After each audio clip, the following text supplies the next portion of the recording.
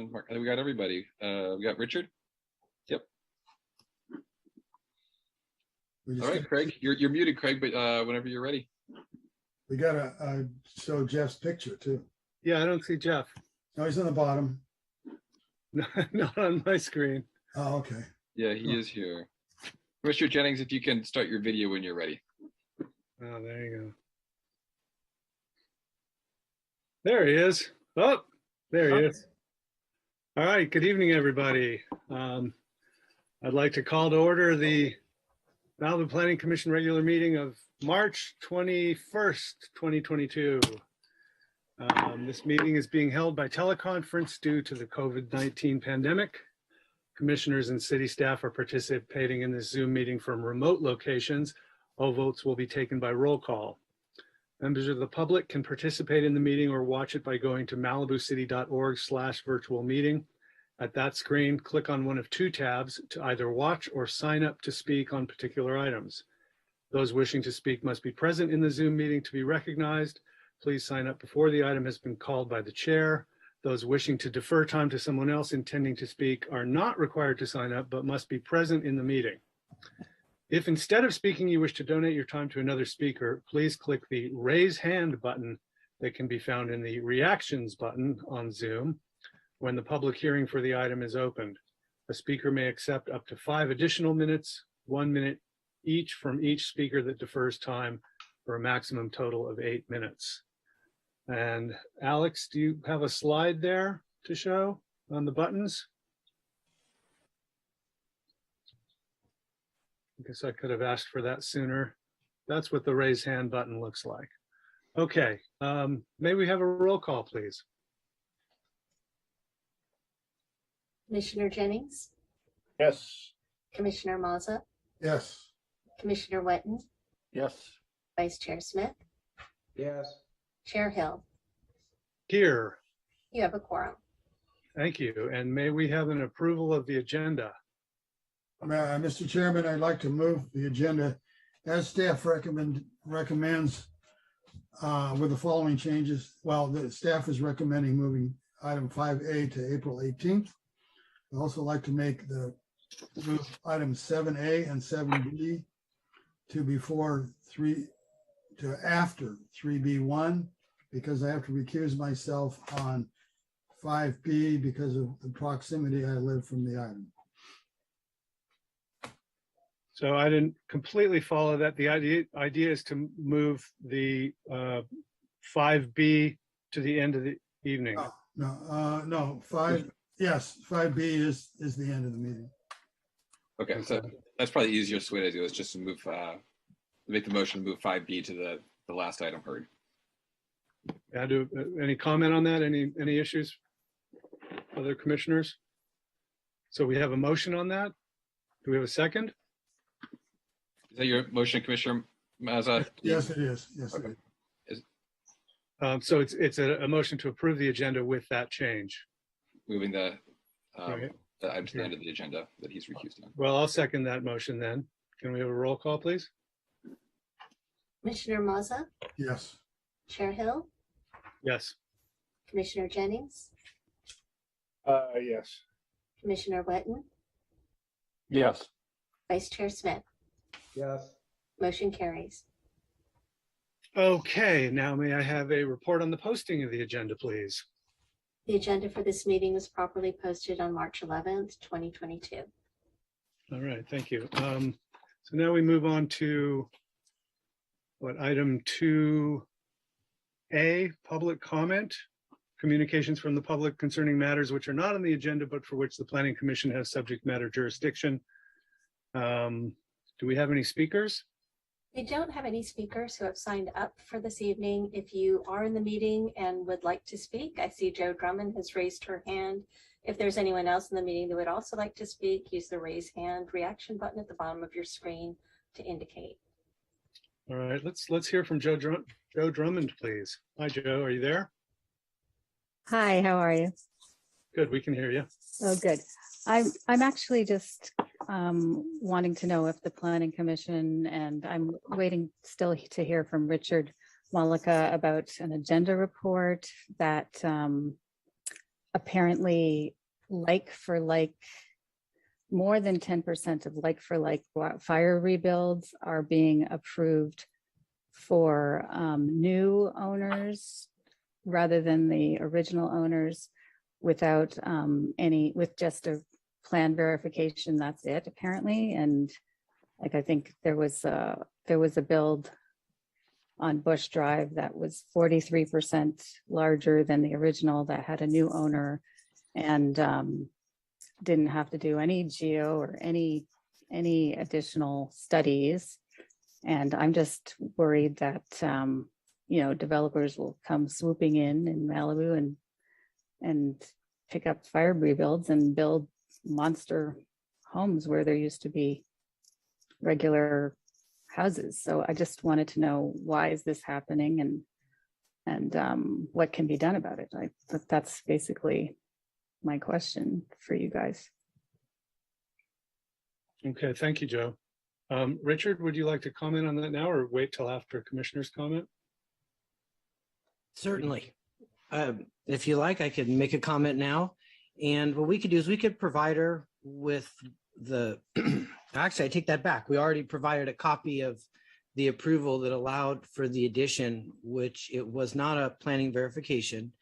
It was through the administrative plan review process. So staff has been processing fire rebuild properties with a PV application, provided that is for putting back a house that was in the same general location. Mass and bulking is you're allowed to increase up to 10%, or you could obviously build less, and some folks did less. So we have folks that pursue that route. And then subsequent to that, as staff published, and I want to say that was March of 2019, we held a public workshop with both planning commissioners and city council at the time and the public. There might have been actually 2 of those workshops where we outlined the various options fire rebuilds had. And one of those options that stemmed from the February 12th, 2019, I think it is, planning city council meeting, was that the planning director at the time was tasked with trying to find how do we address folks who want to put their house back and say add a basement or add an addition or something like that. So that was the genesis of the 2-step process. And so, as in the case of the property that was inquired about here, they processed the planning verification and then subsequently came back, received an administrative plan review for an addition to that property. And yes, it was, I guess 43%, it was basically an addition on the second floor.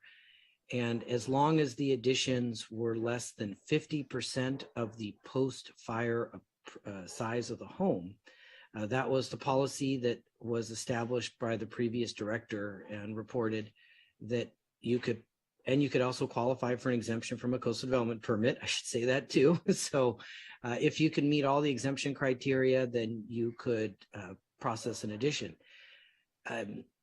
What I had been looking for, and just as you're going to see tonight, it's a matter of staffing and a matter of priorities, there was some discussion about what do we do when it's an owner versus let me take that back, owner at the time of the fire versus somebody who comes in, and Joe has a very valid concern.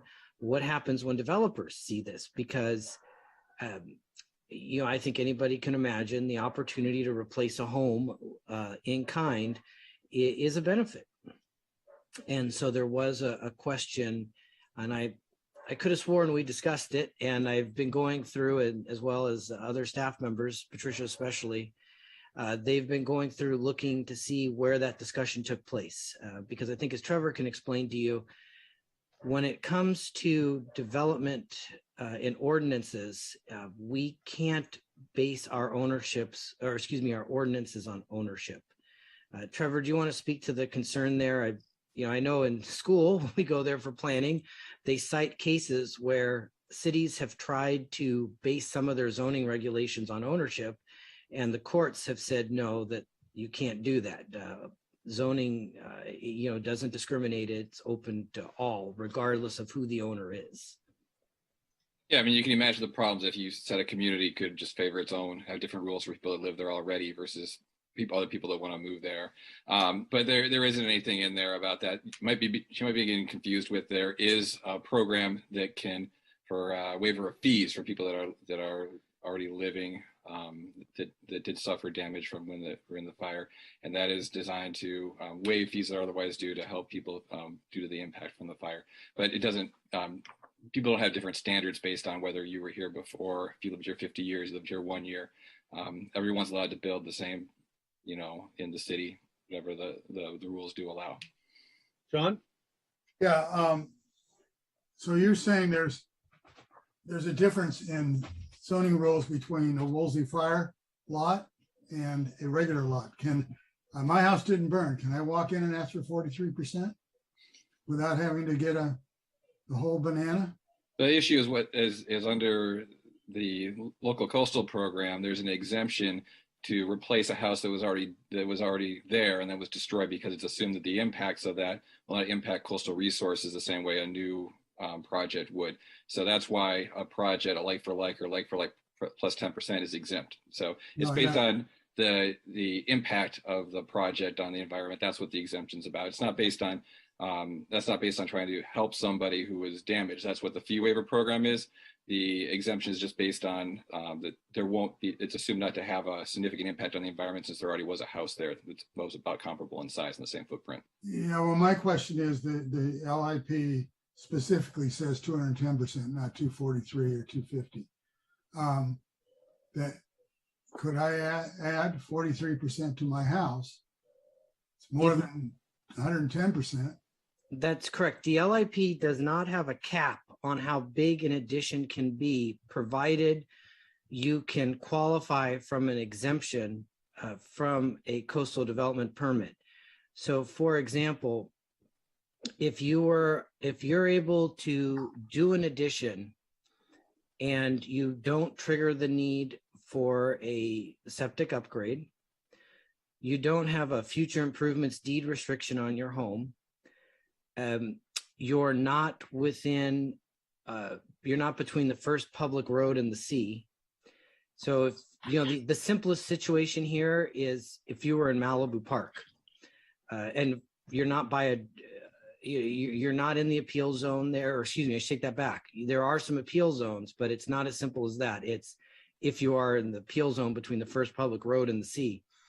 If you can meet the exemption criteria that's in chapter 13 of the LIP, and that might be 13.5, if I'm not mistaken, if you can meet that exemption criteria, you can process the addition to the home. It's when, for example, you have a house, this is an easy one, you're on Pacific Coast Highway, you come to us and you say, I want to increase my house over 50%. I don't need to upgrade my septic system. I don't have a future improvements restriction. That's an easy no, because there is an exemption, or excuse me, there is a criteria there that under the scenic resources, that if you are between the public road and the sea, any addition that doubles the square footage of the home, that automatically triggers a CDP. So there are exemption criteria, and staff goes through those if somebody should make an application. And then the fire rebuilds, we do look at that criteria and apply it. So some of the fire rebuilds have been limited to just strictly 10%.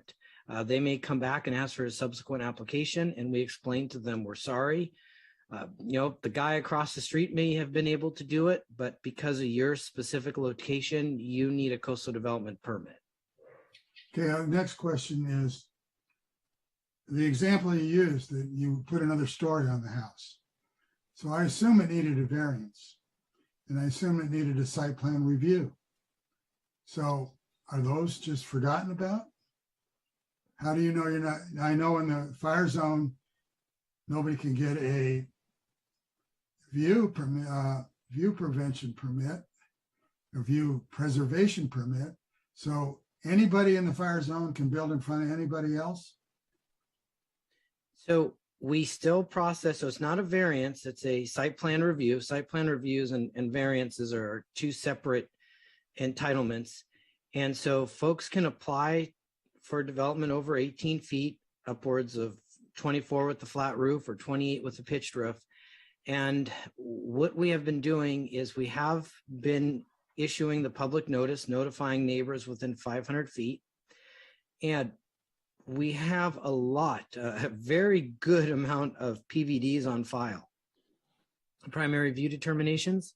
So we have been using those as a mechanism. And to date, that has actually worked really well. We have actually had some folks lower homes. For example, this commission, I may mess it up.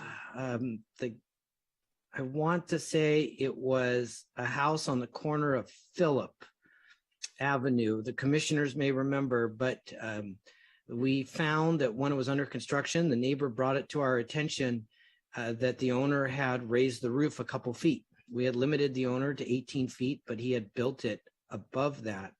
So we processed the site plan review. That site plan review, I want to say we denied it. And then it came before the planning commission, and this commission saw it, and we did honor the primary view that the neighbor behind had on record. And that was the whole contention there. And we also made the owner aware when he first came to City Hall with that project, that if he increased it over 18 feet, he was going to be required to do a public notice, and we would look for views. So yes, you are correct, Commissioner Mazza, that we can't have anybody claim a new view over fire affected properties. I did have one person try to do that in the Point Dume area. I think they could realize they could see the coast really well. And I explained to the person, I'm sorry, but we can't document that view. But like I said, if we have a record, and also we have just been going out to properties to look, even if someone doesn't have a PVD, because to me, the council was very clear that the idea was to, let folks replace what they had, and anything new had to meet our current zoning ordinances. Okay, another question is, you can totally ignore neighborhood character studies when people do that, when they go over 18 feet? Or they have a house that's substantially bigger than the neighborhood, you just ignore it? We have been processing the appropriate entitlement. So it would be a site plan review. If someone wanted to increase the height above anything new above 18 feet. And I've got, I think, 3 people right now, if I'm not mistaken, 2 for sure, that are not pleased with the department, and they are fire victims. Because they are trying to do new development over 18 feet, and they want to do it with basically a director's sign off. And I've explained, no, you're doing a public notice. We're noticing neighbors. And as part of that, if somebody feels that the application is out of character, since it's a site plan review, they can file a request for review, which brings it to the planning commission for review. Okay, and then we used to have a policy that as I understand it, you give a permit for 110%, and then a couple of weeks later to give another 30 or whatever they want. And we used to have a policy that was called serial development, and you couldn't get 2 permits within 6 months. Is that policy gone? I'm not aware of us ever formalizing that. We've done our best as a department to try to get folks to roll things into one application. However, as I mentioned, the previous director created this fire rebuild practice and it was publicized. As I mentioned, we did 2 meetings as a workshop with property owners, council, and commissioners were invited. And we, on our website, published the different rebuild options for folks. And unless the council changes its direction to staff, this is the mechanism in which we're processing fire rebuilds. So like I said, if there is a new direction given, we will do it. Okay, the last question is, all the other fires I remember had an expiration date. is there an expiration date, or are these lots just open season forever? There is an expiration date in the municipal code.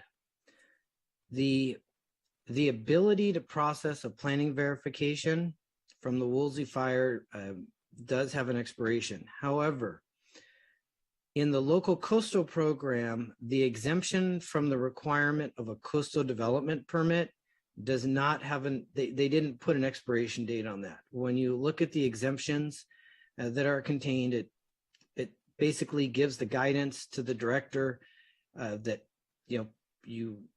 you can replace what you had. You have to keep the use the same, same general location, same general building pad.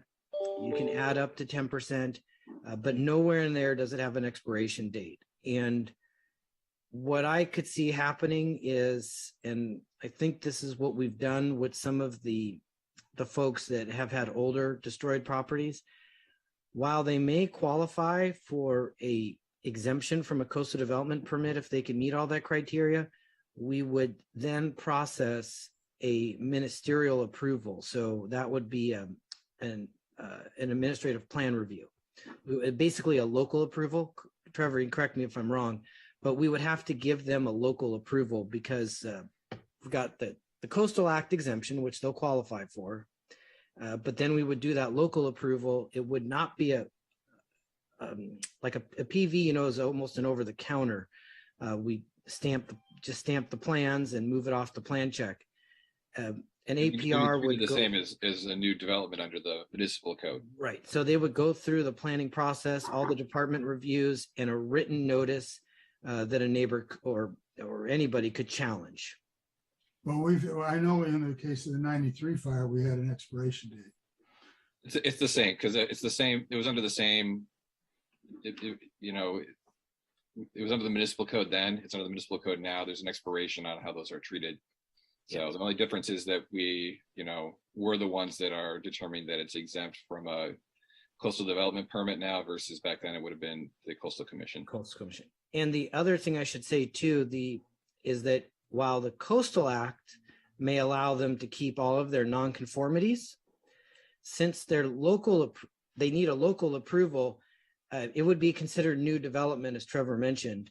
So that means if they had a 2-story house that was blocking a neighbor's view and they wanted to put that 2-story house back, they could apply for it. We would require them to story pole it. We'd notify the neighbors. And my guess is there'd probably be a complaint and they would lose that second floor.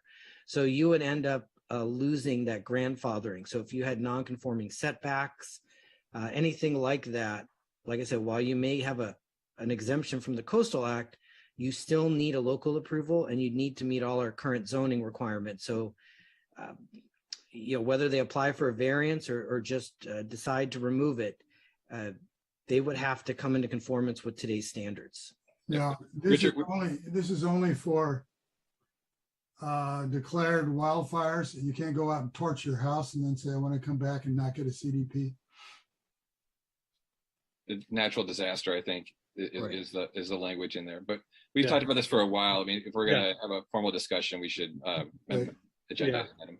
Thank you, Trevor. And Job, I see your hand, but we don't have an item on an application in front of us now. So if you have further questions, I'd put them in writing or something. I don't want to play favorites here. All right. Do we have? We don't have any other public speakers, correct, Rebecca? That's correct. Okay. So that brings us on to item 2B, Planning Commission and staff comments, commissioner comments. Who has anything they'd like to bring up? Jeff. I'll just assure Joe that even the PV 10% doesn't escape any of the technical analysis that's required. I've got more consultants on my payroll than I even knew existed. So that's not a concern. Okay, thanks. Anybody else? Dennis. No, Yes, good evening. I had to reflect after Commissioner Mazza's 26 item list last week. about why we can't or should, I can't decide which word that should be, have ADUs when we already have guest houses. Not sure what the thinking was there, but I guess thinking that we kick this down the road and let somebody else handle it is good. Hopefully council does it, because we all know how well we do with things that we've kicked down the road. Our LCP, well, the state of California wrote that for us because we didn't. And then we held off on the sewer because that was a big thing when we became a city, obviously.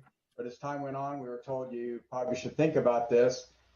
And then we didn't. And then the state of California came in and went ahead and told us we had to have that. So when the state of California comes back, which I hope they don't, and they come back and they give us helpful tips on what to put where, and you think that that 25 list thing, where did that go? I mean, they don't care.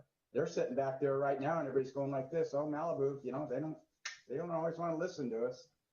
So I'm just not sure why that was necessary, because we have guest houses. But anyway, I think I do have a question for Director Malika. If I were in a fire rebuild home and I've got it, I'm building it back, I'm finally getting there, and I want to rent the house out for a month, maybe just so I can have that extra money, obviously during the summer, maybe a week to 4 different people or whatever. Do I have to get another septic tank to do that? Is that something that if I've got extra people in there, I've still got my house, but I'm going to rent the room. I'm fairly close to the beach. You know, I'm within golf cart distance of it. So maybe it makes sense if I can get a little extra money because the fire really hurt us, but this will help us get through, kind of thing. What's the deal with the septic tank if somebody wants to do that, Coach? I am not aware of anything like that. I can follow up though with Trevor may have something. I could say, I mean, if you're going to rent it short term, you'll need a short term. You're going to need one of those short-term rental permits. And there are septic requirements for that. So I think we're past the deadline where you need to have that taken care of. So it has to be updated. So there's a process in place. You have to get that permit to do it, and it has the requirements as part of it. So you could literally have to spend 150 grand to have a month's worth of a person down there or whatever in your home, and that seems kind of tough. I guess I knew that, but I guess I didn't know that. It depends on what you have. I mean, like if you have an old system that's, you know, leaking or insufficient, I mean, that's the whole point, is to bring it up if it's going to get more use. I think that was the thinking from the council when they put it through. But, okay, so but if you can have someone come out and check it and show that it's not, we can turn a letter in for something like that, and we'd be okay. There's a way you have to get certified. I had to pull up the exact requirements on it, but if somebody's interested in that, they should just contact Liz Shavelson, and she can, or there's actually a link through the website. There's a section of the website that explains it all. Yeah, and that's now actually our department, Trevor. I know, but that'd be the person you want to contact if you want to. Well, contact us in planning. We've taken it over from Liz, so yeah, they were prompt to hand it off to us. So, okay. But that would be part of the short-term rental application. You would submit that certification. Okay. And as Trevor mentioned, so it's not an automatic thing. That's why I'm saying it. The most important thing is get go through the process, and that would be identified. Okay. Okay. Right. Appreciate that. Mark, before I go to you, Mark, John wanted to follow up on the ADU thing that Dennis raised, right? Well, I just want to state that ADUs require a kitchen. Guest houses say you may not have a kitchen. ADUs can be rented. Guest houses may not be rented. So there's differences. And by the way, we're exempt from the state law. And I don't think we need to get too far into this now. This is going to be coming back to us soon. So yeah, exactly. How about if we turn to Mark here? What do you got there? Well, I'm on the same line a little bit, but I've got another twist to it. I think the ADUs. Uh-oh, you're frozen. Unintended consequences, and I'm frozen. Am I back? Sort of. Keep trying. Oh, okay. Yeah. Can you guys hear me? Yeah, that's good. Oh, Okay. Regarding the ADU situation, I think that there are some unintended consequences that are going to arise, and which is the reason that I voted to bring it back. Yeah, I think we all realize, you know, a lot of these ADUs that get built won't be rented to low-income people. They'll be used as guest houses, and they'll be used for, you know, private use for the homeowners and so forth. The one thing I'd like to add, and we can't act on it, but we can ask our council people to, is I think maybe a good use for some of the city land would be to build some affordable housing for two reasons. One, you know, if we can get it to qualify, that's going to help us meet our requirement. And number two, if we can use some of it for employee housing, city employee housing, it might go a long way toward recruiting and retaining quality employees. So that's all I've got. Well, thank you, Mark. Yeah, I've had similar thoughts. Maybe we'll talk about some of that offline. Craig, I just want to remind people Thursday, I believe it's Thursday, there's a city event discussing all of this. I think it's Thursday evening, 6. Is that right, Richard or Trevor? It's homeless, isn't it? That's about homeless. Well, if you don't have a home, you're homeless. Yeah. Well, okay, so it's tangentially pertinent, I would say. Yeah, it's a 6 o'clock meeting about homelessness. Okay, well, let me just a couple comments following on that. First, on the ADU stuff, just heads up, get ready. I wrote 14 pages of comments following the meeting that I had hoped to have some.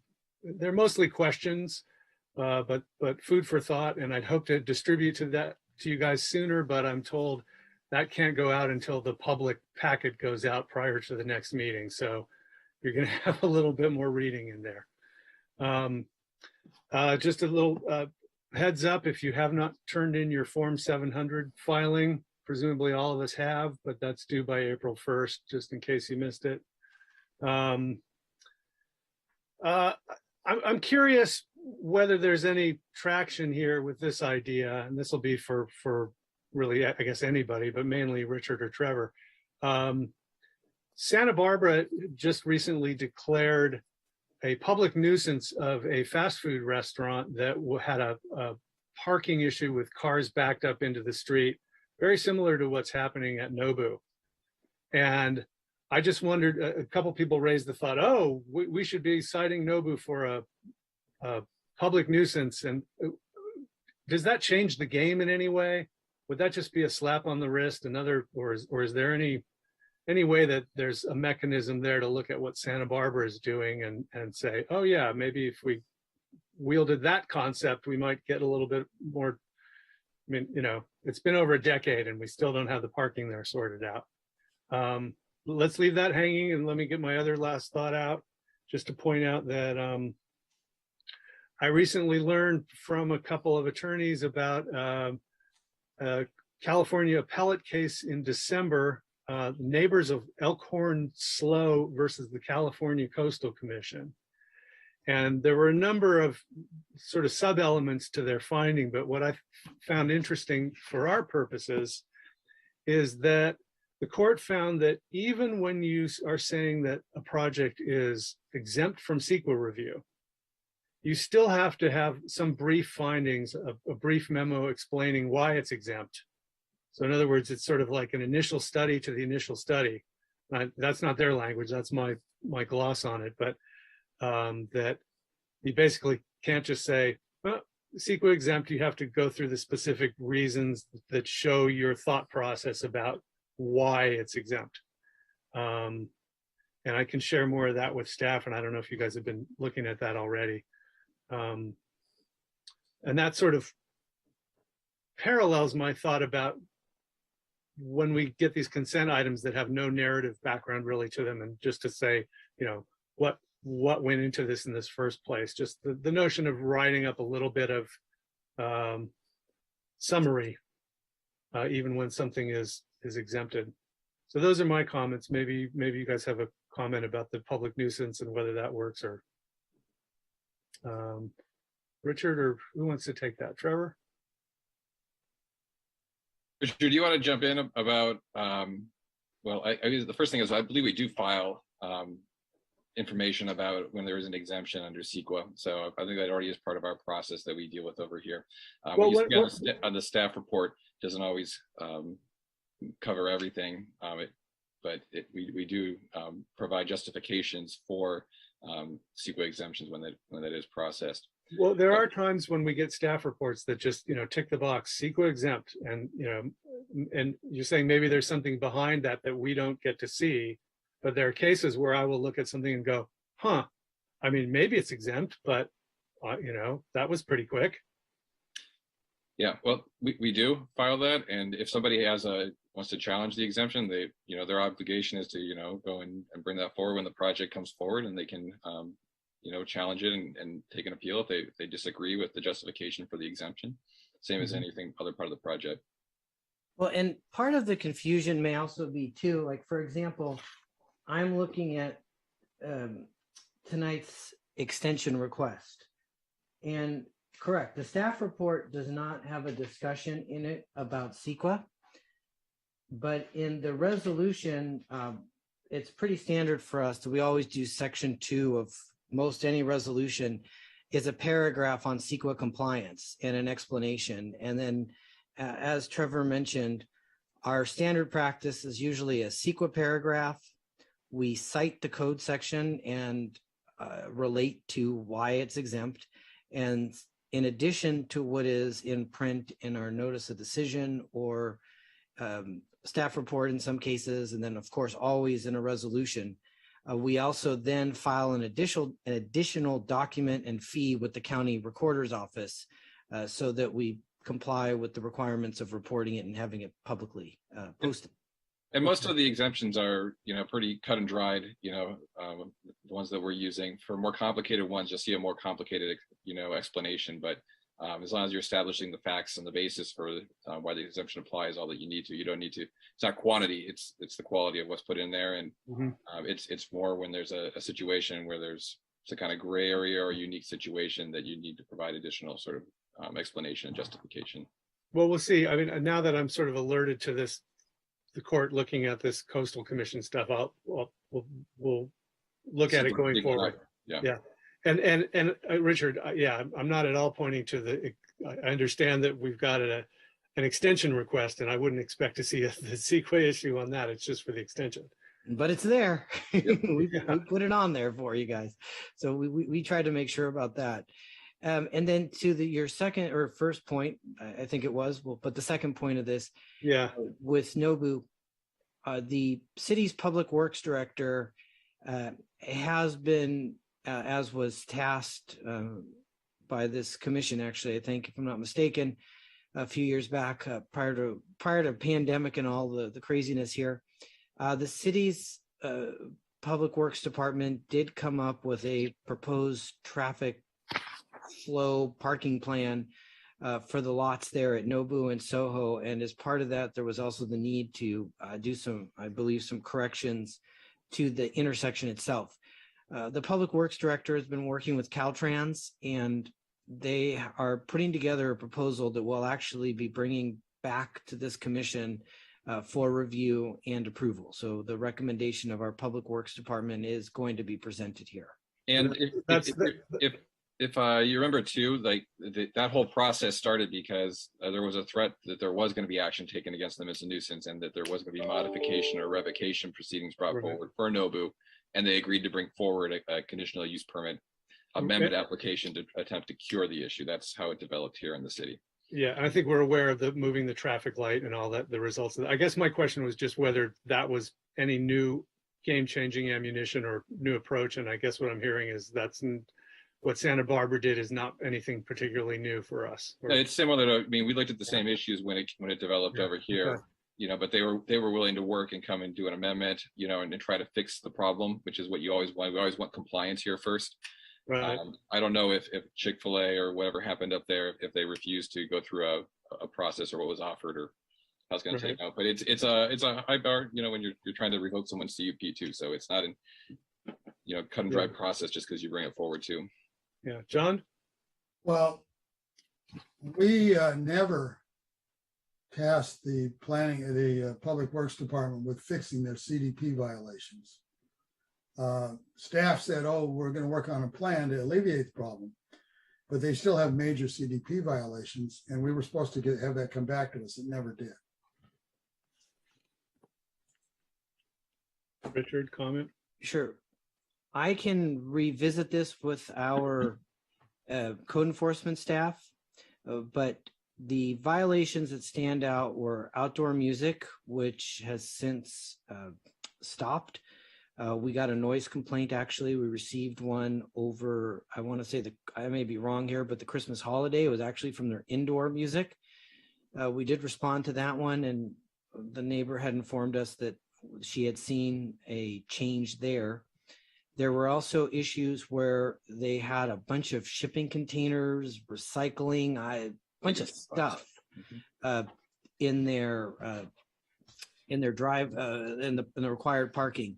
So we did meet with them and basically gave them a deadline to have that removed so that the parking was per the plan. And I also want to say too, there was something about the spaces. I forget how it was, but how they were stacking cars. We found a violation there too. So our code enforcement staff did go after them for those. And where we left it was with the valet being the problem. And we were working with the sheriff's department at the time and trying to find some sort of solution. And we could look for the exact wording of the motion of the commission that essentially wanted the staff to go out there, do a study of what's going on. And so as a result of that, I want to say we put a video camera, I think on Norm's building or Yes. In Norm's building, and we videotaped them for 30 days so that the city's city engineer, essentially the assistant director of public works, could review that and make recommendations. But the main problem, and it always was the main problem, the reason they were cited was they were required to have all their employees and patrons park on site. They said they had 8 employees when they applied. They admitted at the last hearing they had 120 in some shifts. And the neighbors were complaining about taking all the parking on Coast Highway. They also violated when we did the movie that I'll just finish right now, Jeff, and we can move along. We can go to bed. Actually talk about things that we're supposed to be talking about. Okay, Yeah. but the other problem was off-site parking. Not allowed in our code, not allowed in their CDP, and the films proved that they were parking at 4 different locations every night. So we can't just say, gee, move the light and it's all over with. It's not. Okay. It's coming back. But Chair Hill, if we want to get a bigger update on this, we should agendize it. We've gone pretty in depth. But Richard, if you do want to report back about when that's coming back to the commission. Yeah. No, I just wondered about that one particular thing. Jeff, yes. I may have missed it, but did we get a report on the posting of the agenda? I believe we did, didn't we? did. Rebecca, can Yeah. you verify? Okay, sorry. Thanks. Good check. So any other commissioner comments before we move on? Hearing none, that does it with item 2 comments, and we're moving on to agenda item 3, consent calendar. John? You're muted. You're muted, Commissioner Mazza. Like to pull 3B1 for comment only?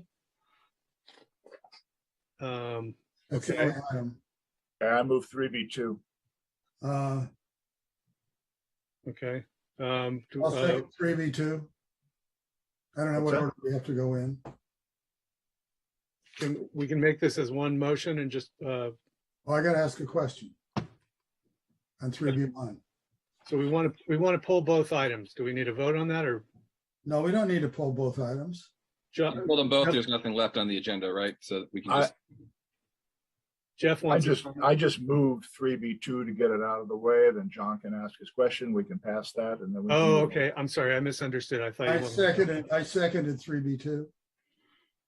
Okay, then can we have a vote, please? Commissioner Jennings, Yes. Commissioner Maza, Yes. Commissioner Wetton, Yes. Vice Chair Smith, Yes. Chair Hill, Yes. motion Okay. carries. So 3B1. John, why don't you open with your comment, whatever. Here's my question, and well, it's really a comment. In reviewing this, on February 22nd, we had a house that we allowed to put a septic tank in the front yard that was pushing out on the sidewalk. And I asked, I guess it's our geotechnical consultant, Lauren, I don't know her last name. Isn't this contiguous to a slide? No, it's way away. Today we get a, this is less than a month away. We get this item that is contiguous to this house. Same slide, okay? So I don't know how staff can miss something that big. And so I'd rather have no answer than. Is that your question? My question is, okay, Richard, how can staff miss something that's that big? This is the biggest slide on Malibu Road. And you look it up on GIS and they're right next to each other. John, is this a question about the current extension request, or you're not asking about? I'm saying I reviewed the extension request. Okay, I've got no problem. But when I reviewed it, I found that, I won't use the word lie, but I was told misinformation on February 22nd on the application for slide remediation directly adjacent. And so I just want to remind staff that we need accurate information to vote. And this house is asking to pin the two houses above it together in the same slide. Now, I don't want to discuss this because it's extended, but I also don't want to vote on things where I get misinformation. That's the only point. There's no misinformation here. There's none. It's all here. John's talking about the case. February 22nd, I feel. That's not before us, John, folks. John, it's past history. It's worth calling out, and you've called it out. And you've pointed to a systemic issue, perhaps, but that's not what's in front of it. That's my point. Okay, yeah. That's the only point I have. Yeah. All right. I'll move 3B1. Were there anyone that wanted to speak on this item? And then we should take disclosures. Somebody called Sean O'Brien has a hand up. Is that a party? There are several speakers who have signed up for the item. Should it be opened for a hearing? We've called it this point, so we should take disclosures and then hear the speaker. Yeah. Okay. Yeah. Disclosures. Mark. None. Okay. Dennis. I haven't talked to anyone, no. Jeff. John. I'll just say I went down and I looked up at it from Malibu Road, and I guess didn't learn anything, and it's not in the staff report. So yeah, let's hear. What do we need to hear on this? Do we necessarily need a staff report, or we just want to hear from whoever wants to speak on this? If the commission wants a staff report, I'm sure staff can do it. If you just want to open up for the public hearing, you can do that too. And that's what I'm asking the commission. What would anyone's? I don't need a public staff report on this. Just open the public hearing. I don't either. I guess I would ask. Well, let's hear from the public first. So, who's our first speaker? Our first speaker will be Suzanne Goldeman, and she'll be followed by Cheryl E. Okay, Suzanne, are you there? I'm here. Can you hear me? We can. Welcome. Thank you. I live next door to the applicant's property. No. This is a different item. I think I signed up for the wrong item. Yeah. Okay. Okay. Okay. My apologies. Then we'll begin with Cheryl Shea E. Now we're still on 3B1. Yeah. So this Cheryl would be on this one. Yes. There we go. Okay. All right, Cheryl, are you there? I think so. Can you hear me? Yes, we can hear you. Good evening, commissioners and staff. I'm here just simply to support staff's recommendation, answer any questions that you may have. And Tyler Caesar is just here for the same purpose. If you do need any information, please advise at this time. Okay, thank you. You're there if we have any further questions. Do we have any other speakers? Our next speaker will be Joe Drummond. Joe.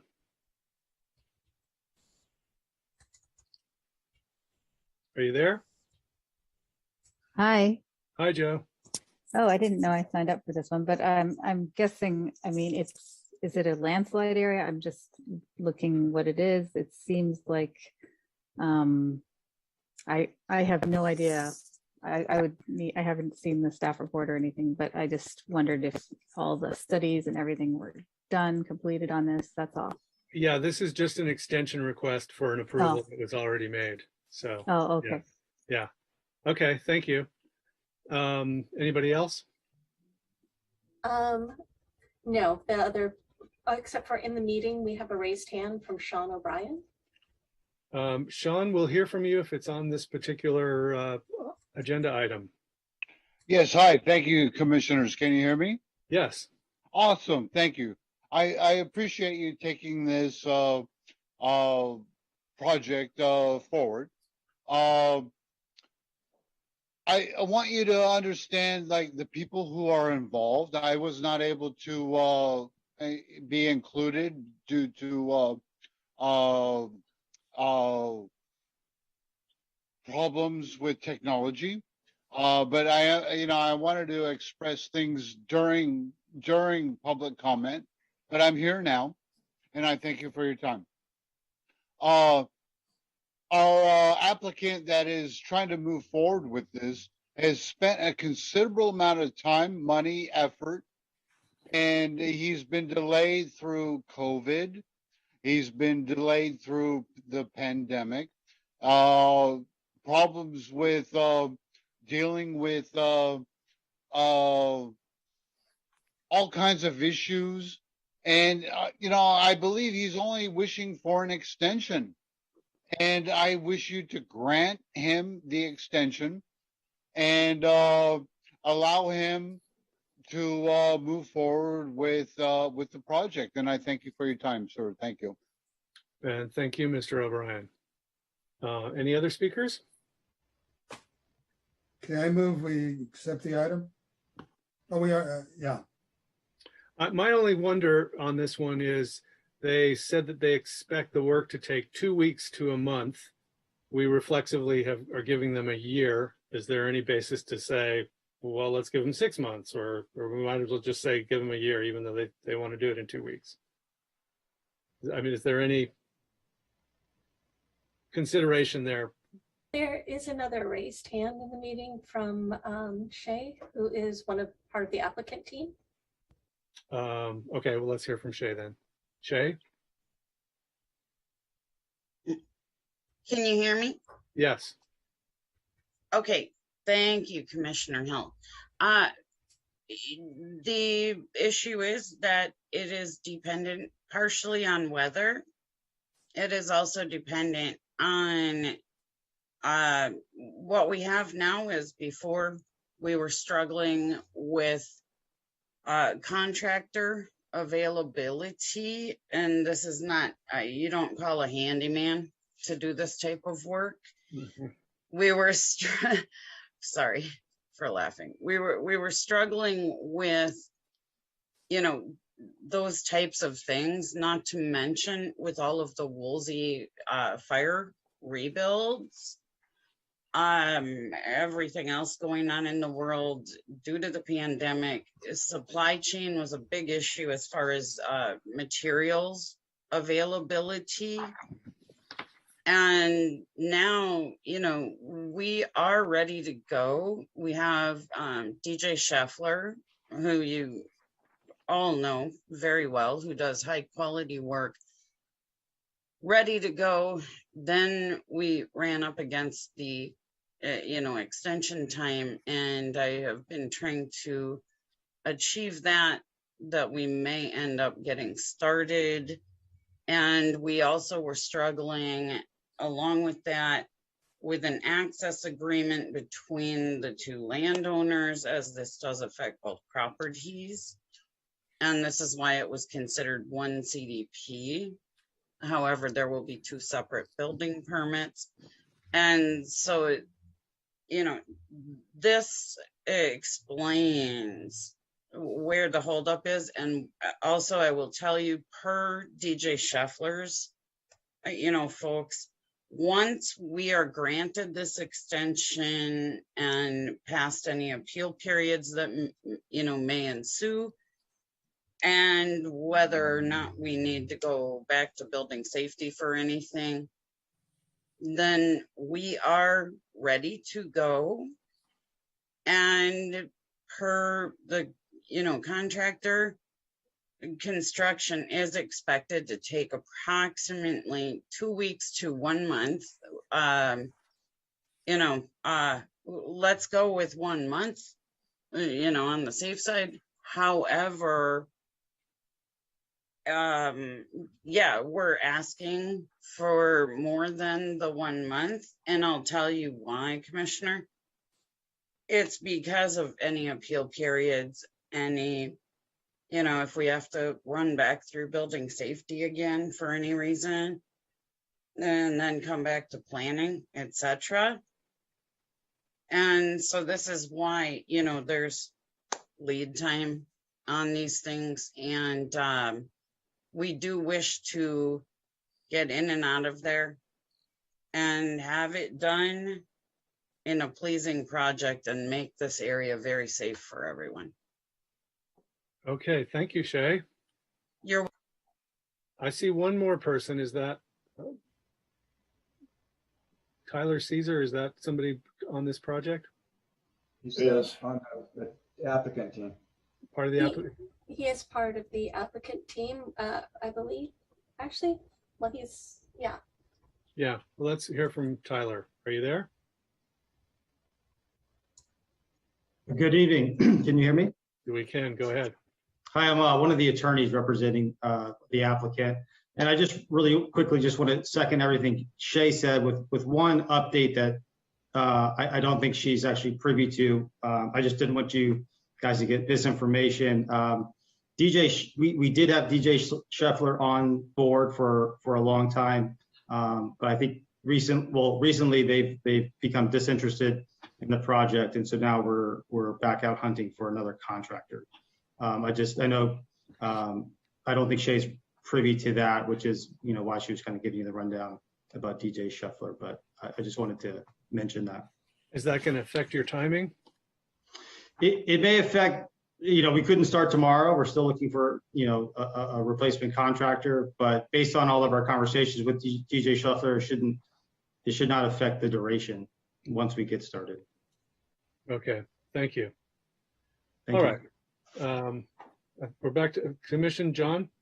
Yeah, I'd like to make a motion to accept this consent calendar item 3B. That's to move staff's recommendation. Yes. I'll second it. Who was that? That was Jeff? Yes. Okay, we've got a motion and a second. May we call the roll, please? Commissioner Maza, Yes. Commissioner Jennings, Yes. Commissioner Wetton, Yes.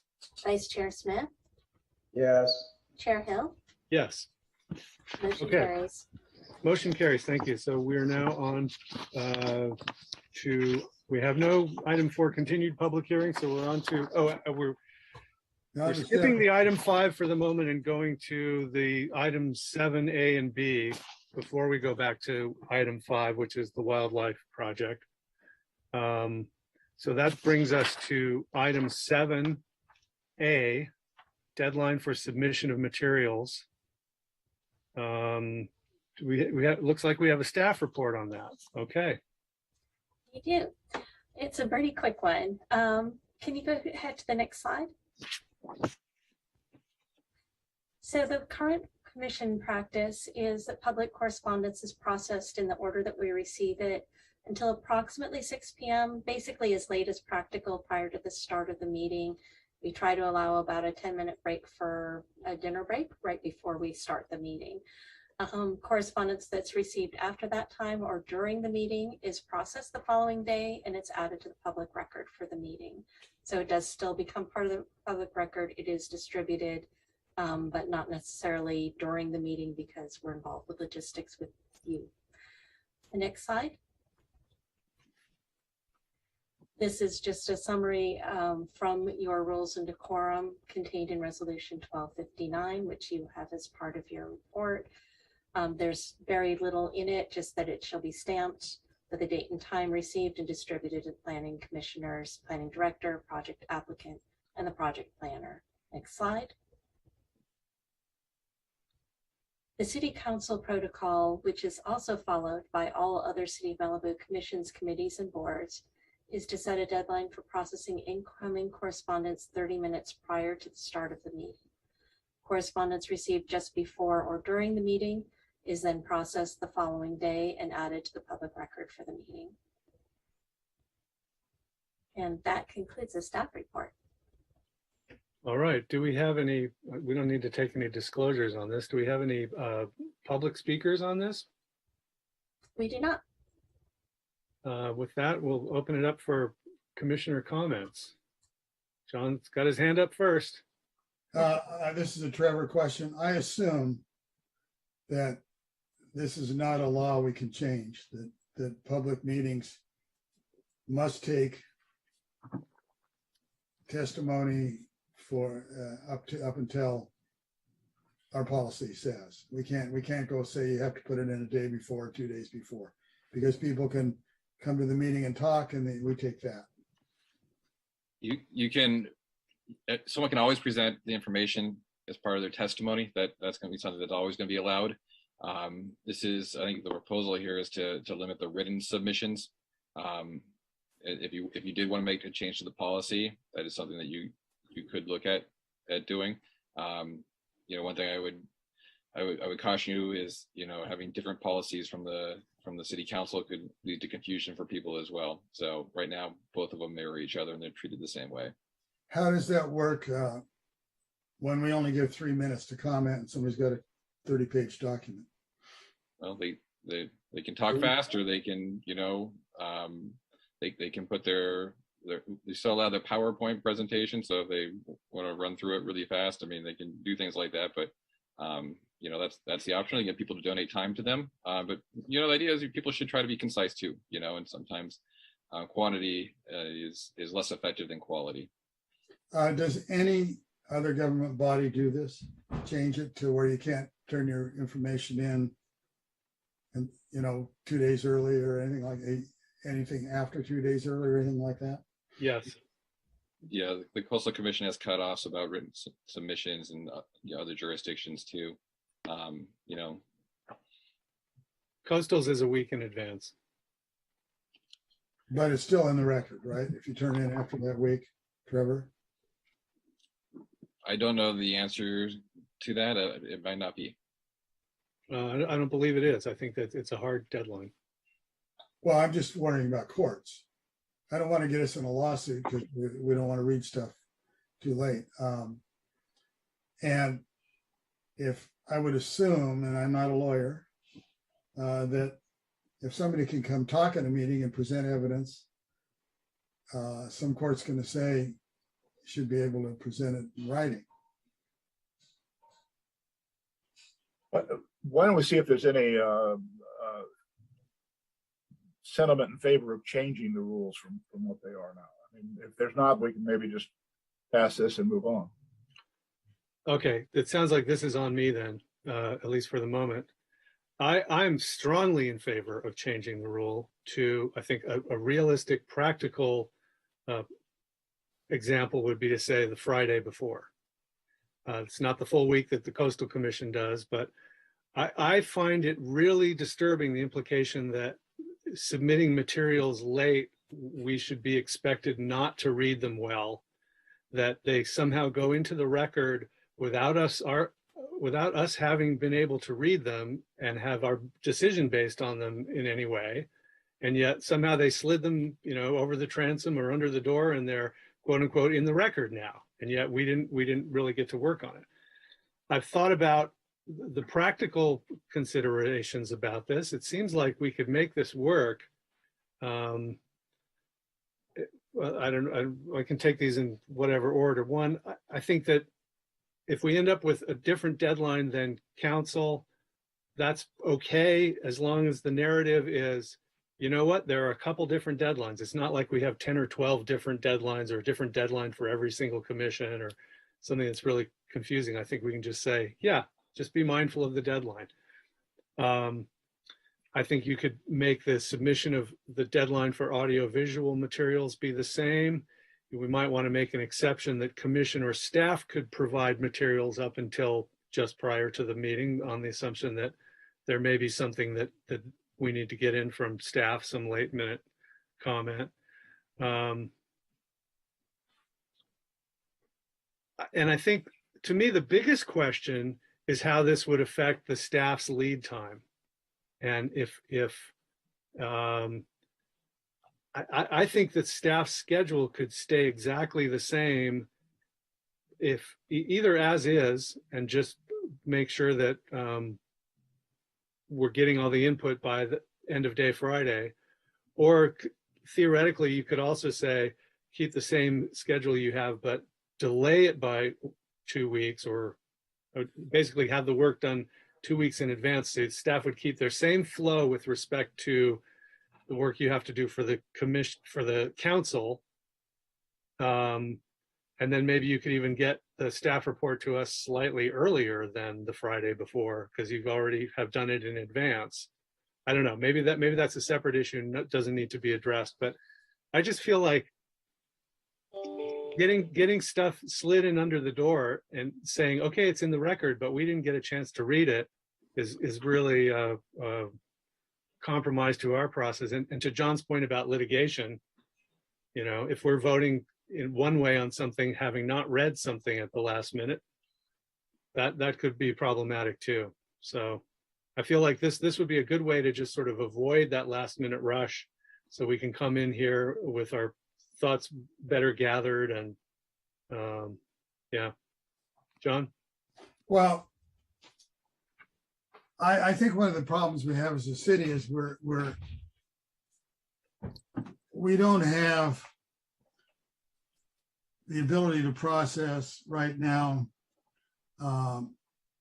especially when things are going to be appealed on a timely basis. I would prefer to read something before I vote on it, but I don't see how it changes to have it come in Friday night and have staff be working over the weekend to make sure we get it sent to us. I can't imagine it has to go in Wednesday or something, because we don't get the staff report until the prior Friday. And so nobody has read it. Nobody in the public has actually seen the staff report, unless they're really slick on the computer, until Monday or Tuesday. And then you get into due process. Gee, did the public have enough notice on all these points?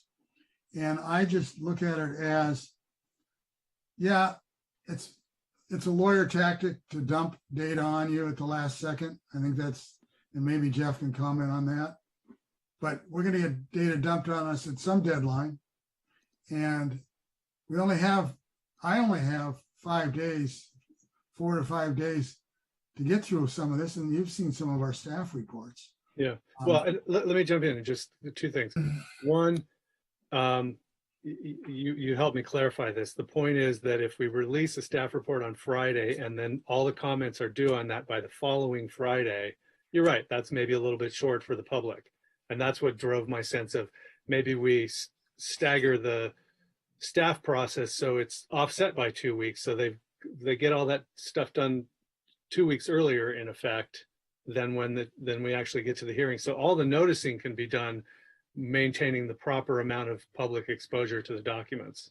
Well, my point would be that we still have a submission deadline. We still have, it will not be in a staff report.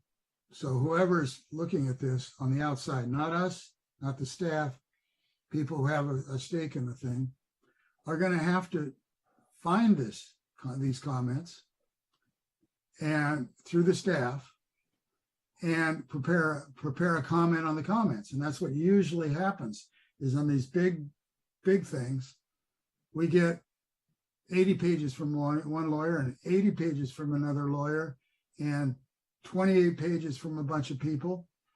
And you're going to have to figure out how to get a hold of those, read them, have them in your head, and make a decision. And then somebody inevitably wants to delay the process and appeals it or sues or whatever. And we get into spending inordinate amount of time. And what I believe is, in my experience on this commission, is there's always stuff dumped on you at the last second. I've never had a meeting ever in 10, 12, 15 years, whatever it is, where stuff wasn't dumped on me at the last time. Well, this is the point of the rule. And I think no. I believe that dumping will happen at the hearing. Here's what will happen. The documents would be cut off end of day Friday, or enough time that they could be shared out around to us. So I don't know if they need to close them at 4 p.m. to get them to us by 5 or whatever. And then people who would be reacting to those would have over the weekend to at least develop their oral comments to be able to respond to whatever they might have heard in the meantime. Well, it's a private conversation between you two. Well, No, okay, go ahead, Jeff. Thank you. Raise your hand. One of the problems is that with a hard cutoff is that then over the weekend, people have lives and they don't hear about these things until some neighbor calls them and tells them, you hear about that project, and then they look at it and they review it, and at the last minute, the day of the hearing, they send an email to John, and what does John do with that? Because it's in his mind now, so he's got to turn around and he's got to send it to Kathleen or Patricia or whoever, and then what's Patricia supposed to do with it? Tear it up, send it to us. Is it got some sort of an asterisk by it because it came in after the deadline? My point is, this stuff is going to happen. People are going to dump stuff on us at the last minute. Any of the lawyers who dump stuff on us don't care whether we read it or not. They're just putting it in the record, and that's fine. Anybody who really wants to have their stuff read knows that they have to get it to you in advance, just like any courtroom. You have to get the stuff in front of the judge well in advance so that he has a chance to read it. If they just want to dump it in, fine. It goes on the record. It really doesn't matter one way or the other. So as far as I'm concerned, I don't see any reason to change the process that we've got going on now. We're going to get last minute stuff whether we like it or not. And there's no, if we create a deadline, now we've got 2 categories of stuff. Well, how then does the Coastal Commission work? If they do it a week in advance, and that seems pretty tight and clear and black and white for them, and if that's what the rule is, that's what people learn and they adjust to that. I don't know what the Coastal Commission does or care. It's a week in advance. Yeah, Dennis? My sense of this is we should ask Director Malika if this proposes a hardship, because he's getting ready to talk about his crew here before long. And I don't know that if we just don't let him answer that question or that situation when he's talking about his agenda item here. So I don't think we need to change it, but I think it has to do everything to do with he and his staff. I agree. And Richard, do you want to go, or John's got his finger up? Yeah, just one quick comment. The reason we're different from the Coastal Commission is they're a kingdom. You don't appeal from them. You go to court. And so if you work in that direction, you're going to end up making Trevor rich. And and that's what the city does not need, is just more staff time. But I'll let Richard comment on that. Yeah. Thank you, commissioners. My comment on this would be that I do believe we should follow whatever practice our city council follows. Sure, if we have different deadlines, it is going to be difficult for staff. But my bigger concern is actually the public. I think that if we have a different deadline than some of the other commissions and the city council, it will lead to some public confusion. And I think that the other half of this too is that we are going to, I think, face a lot of pressure from the community to go back to where we are today if we deviate from it, because unfortunately, some folks, they may not pay attention to the notice in the mail, or perhaps they don't live in the area and they get contacted and it is last minute and they want to say something about the project. There's something they feel strongly about. And, like I said, my biggest concern is just, I worry that we would be creating a system where we would receive a large number of concerns from the public that they're feeling deprived. Okay, two thoughts. One, there is the notion that's come up in the past about how the Planning Commission can be sort of a laboratory for experimentation for something that might later apply also to the council. That we're a little bit lower stakes in terms of the having big crowds or whatever. So that maybe there's a call to be doing something a little bit different on a trial basis. And secondly, maybe there's a way to do kind of a, not necessarily a hard and fast rule, but more of a recommendation to the public that says, in effect, if you want to be certain that your item is going to be read and understood, yeah, get it to us the Friday before. If you're just hoping to get it under the door for the record, great, we'll take it up, but we can't necessarily guarantee that we'll have much time to read everything on that last Monday. That somehow just to put something out there for people that, you put something in at the last minute at your own peril. Yeah, Mark. I have no quarrel with a recommendation. I think everybody ought to deal with that way. I think it's sort of self-evident that if people want to, although, the only comments we got on this item tonight came in today, so. Yeah. Mark? Well, yeah. So I think that the safety valve is that, we get each document dumped on us at 6 p.m. the night of the meeting is, hey, and it's important. We don't have time to deal with it. We don't have time to read it. So we got to continue the item. So, if the applicant's lawyer wants to dump 80 pages on, they're running the risk that their item's going to get continued. Mm-hmm. So I don't see why we need to make a different cutoff. Maybe not a different cutoff, but at least a more explicit recommendation or, heads up to a formal heads up. John? Well, I think it's always been that way. Hundreds of times we said, we got this giant thing 20 minutes ago. We can't read it. That's a standard comment here. And the people who send them in, most of the people who send them in, as Jeff says, don't care if you read them. But it's like nothing new to tell people, gee, you sent it in at 6 and we can't read it. We've said that probably at every fourth meeting for 30 years. I don't think it needs to be publicized. Plus, I don't know who would read it. Are you going to pick up something that says, here's what's going to happen if you send something into the Planning Commission? Maybe 1% of the population reads that.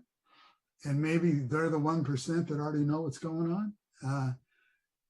We've said it 100 times, 200 times. Are you saying there's never been a case where we got something at the last minute that had we read it, we would have made a different decision? Or? Well, look, if I'm a lawyer and I want to continue something forever, I'll just dump 80 pages on you at 6:25. If you say we have to continue if we haven't read it, we'll never get through our schedule because lawyers aren't stupid, or most of them are. So well, look, if I wanted to continue something and I was out there, I'd dump the phone book on you at 6:25. But that doesn't mean we have to continue it. Okay. We just say, we didn't get time to read this. It's in the record. Well, clearly there's not inertia or momentum, whatever, for 3 votes to change this thing. Could we at least talk about formalizing some recommendation? Or? I mean, I think staff already does provide that advice to applicants and people that contact them. And I think Commissioner Mazza raised a good point that the people that are turning in at 6:25 aren't going to be reading any type of advice or, recommendation about that. But Richard, is there a way you guys can, you can direct your staff to make sure people are aware that getting it in earlier is going to get their materials under better consideration and full? Yeah, well, and even for the general public, just, the people in the neighborhood, like Jeff was saying, who kind of hear about it at the last minute and it all goes around on that weekend. If just in terms of the culture, if people had a sense, oh, I better get it in sooner, or maybe they're not going to pay attention to it, that would. I'd like to make a motion, if we can make a motion on this, since it's a reporting item, but we get this on every staff report every 2 weeks. All we have to do is say up here, it says how to participate in the meeting. When you have under written comments, be aware that written comments turned in after 5:30 may not be read by all the commissioners, or something like that. It's just put it on the front page. I think that's a good idea. I think Richard could probably come up with some verbiage that he could put up there just to give a strong recommendation for written material coming in, and not before 5 o'clock. I mean, if we're going to write a recommendation, let's say the previous Friday, for God's sake. Yeah, right. yeah. Good idea. Preferences for the immediate Friday. We'll hope to read stuff after that, but it's not guaranteed. Something like that. Well, I think there's probably a point at which Trevor will say, gee, that's, pushing the envelope on appeals. Richard, we can talk about, let's put something in that we can add some language to what's published with the agenda. Yes, and that's what my thoughts were. I can work with the city attorney's office, commission, and chair to make sure we put something that achieves the goal of submit this early because it may not be read, and do it in such a fashion, as Commissioner Mazza brings up, that does not trigger any red flags. And this will be something, like I said, we can not only have it added to the script, but I can also speak with staff. We send out an email to applicants, for example, about, hey, you're going to the planning commission. Here's how you could reach out to commissioners, but we can also remind them. So if they have any supporters, anything like that, that they get the message too. Submit this stuff earlier. I know we say that verbally, but we could look to make sure it's reiterated. What's the expression? Shop early to avoid the rush, or I don't know, something like that.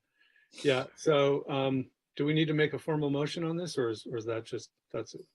I don't think we can. This is a I think that's sufficient direction. So you can just receive and file at this point. All right. Well, I think that substantively that pretty much addresses my concerns about that. It's more about changing the culture if we can. All right. So with that, are we done with that item? No more comments? Then we're on to item 7B. This is the staff presentation update on the planning department. And this looks like this is Richard's show. Take it away. Yes, I figured that what was important is to give the commission and the public, for those that are interested, a bit of an update as to where we are in the planning department, the functions of the department. And this is something that we kind of got a little off course on. We had been doing these, I think, in regular intervals prior to the Woolsey fire and definitely the pandemic. And so it's been a few years since the last one, which was given to you by Bonnie Blue.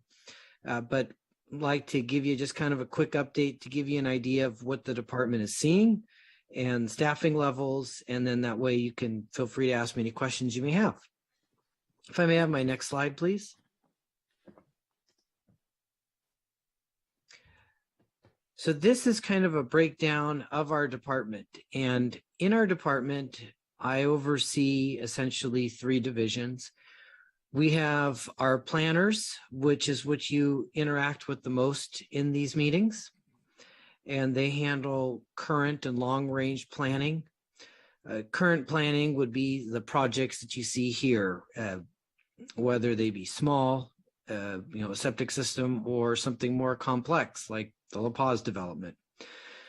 Our long-range advanced planning, those are the amendments to the local coastal program, zone text amendments, which are updates to municipal code, programs like dark skies, Those are more of your advanced planning, long range type projects. And oftentimes those are guided by the work plan that is established for us by the city council. So in the breakdown on the planning division, what you can see there is just kind of a list of all the positions we have in the department. We have essentially, you can see there, we're budgeted for an assistant planning director, which we have, a principal planner. We have a couple senior planners. We also have positions for 2 associate planners. And then we have our assistant planners and our planning technicians. And as you can see there in black, you can see the number of vacancies. If you take Adrian, the assistant planning director, and I out of the equation, you should have essentially 12 planners. And right now you only have 8. We are working on advertising those positions and working to fill them so that we can get some staff on board. Helping the planners, we do have consultants. We did lose some of our consultants. One firm, for example, just they didn't want to work with the city anymore. So at present, we have essentially 2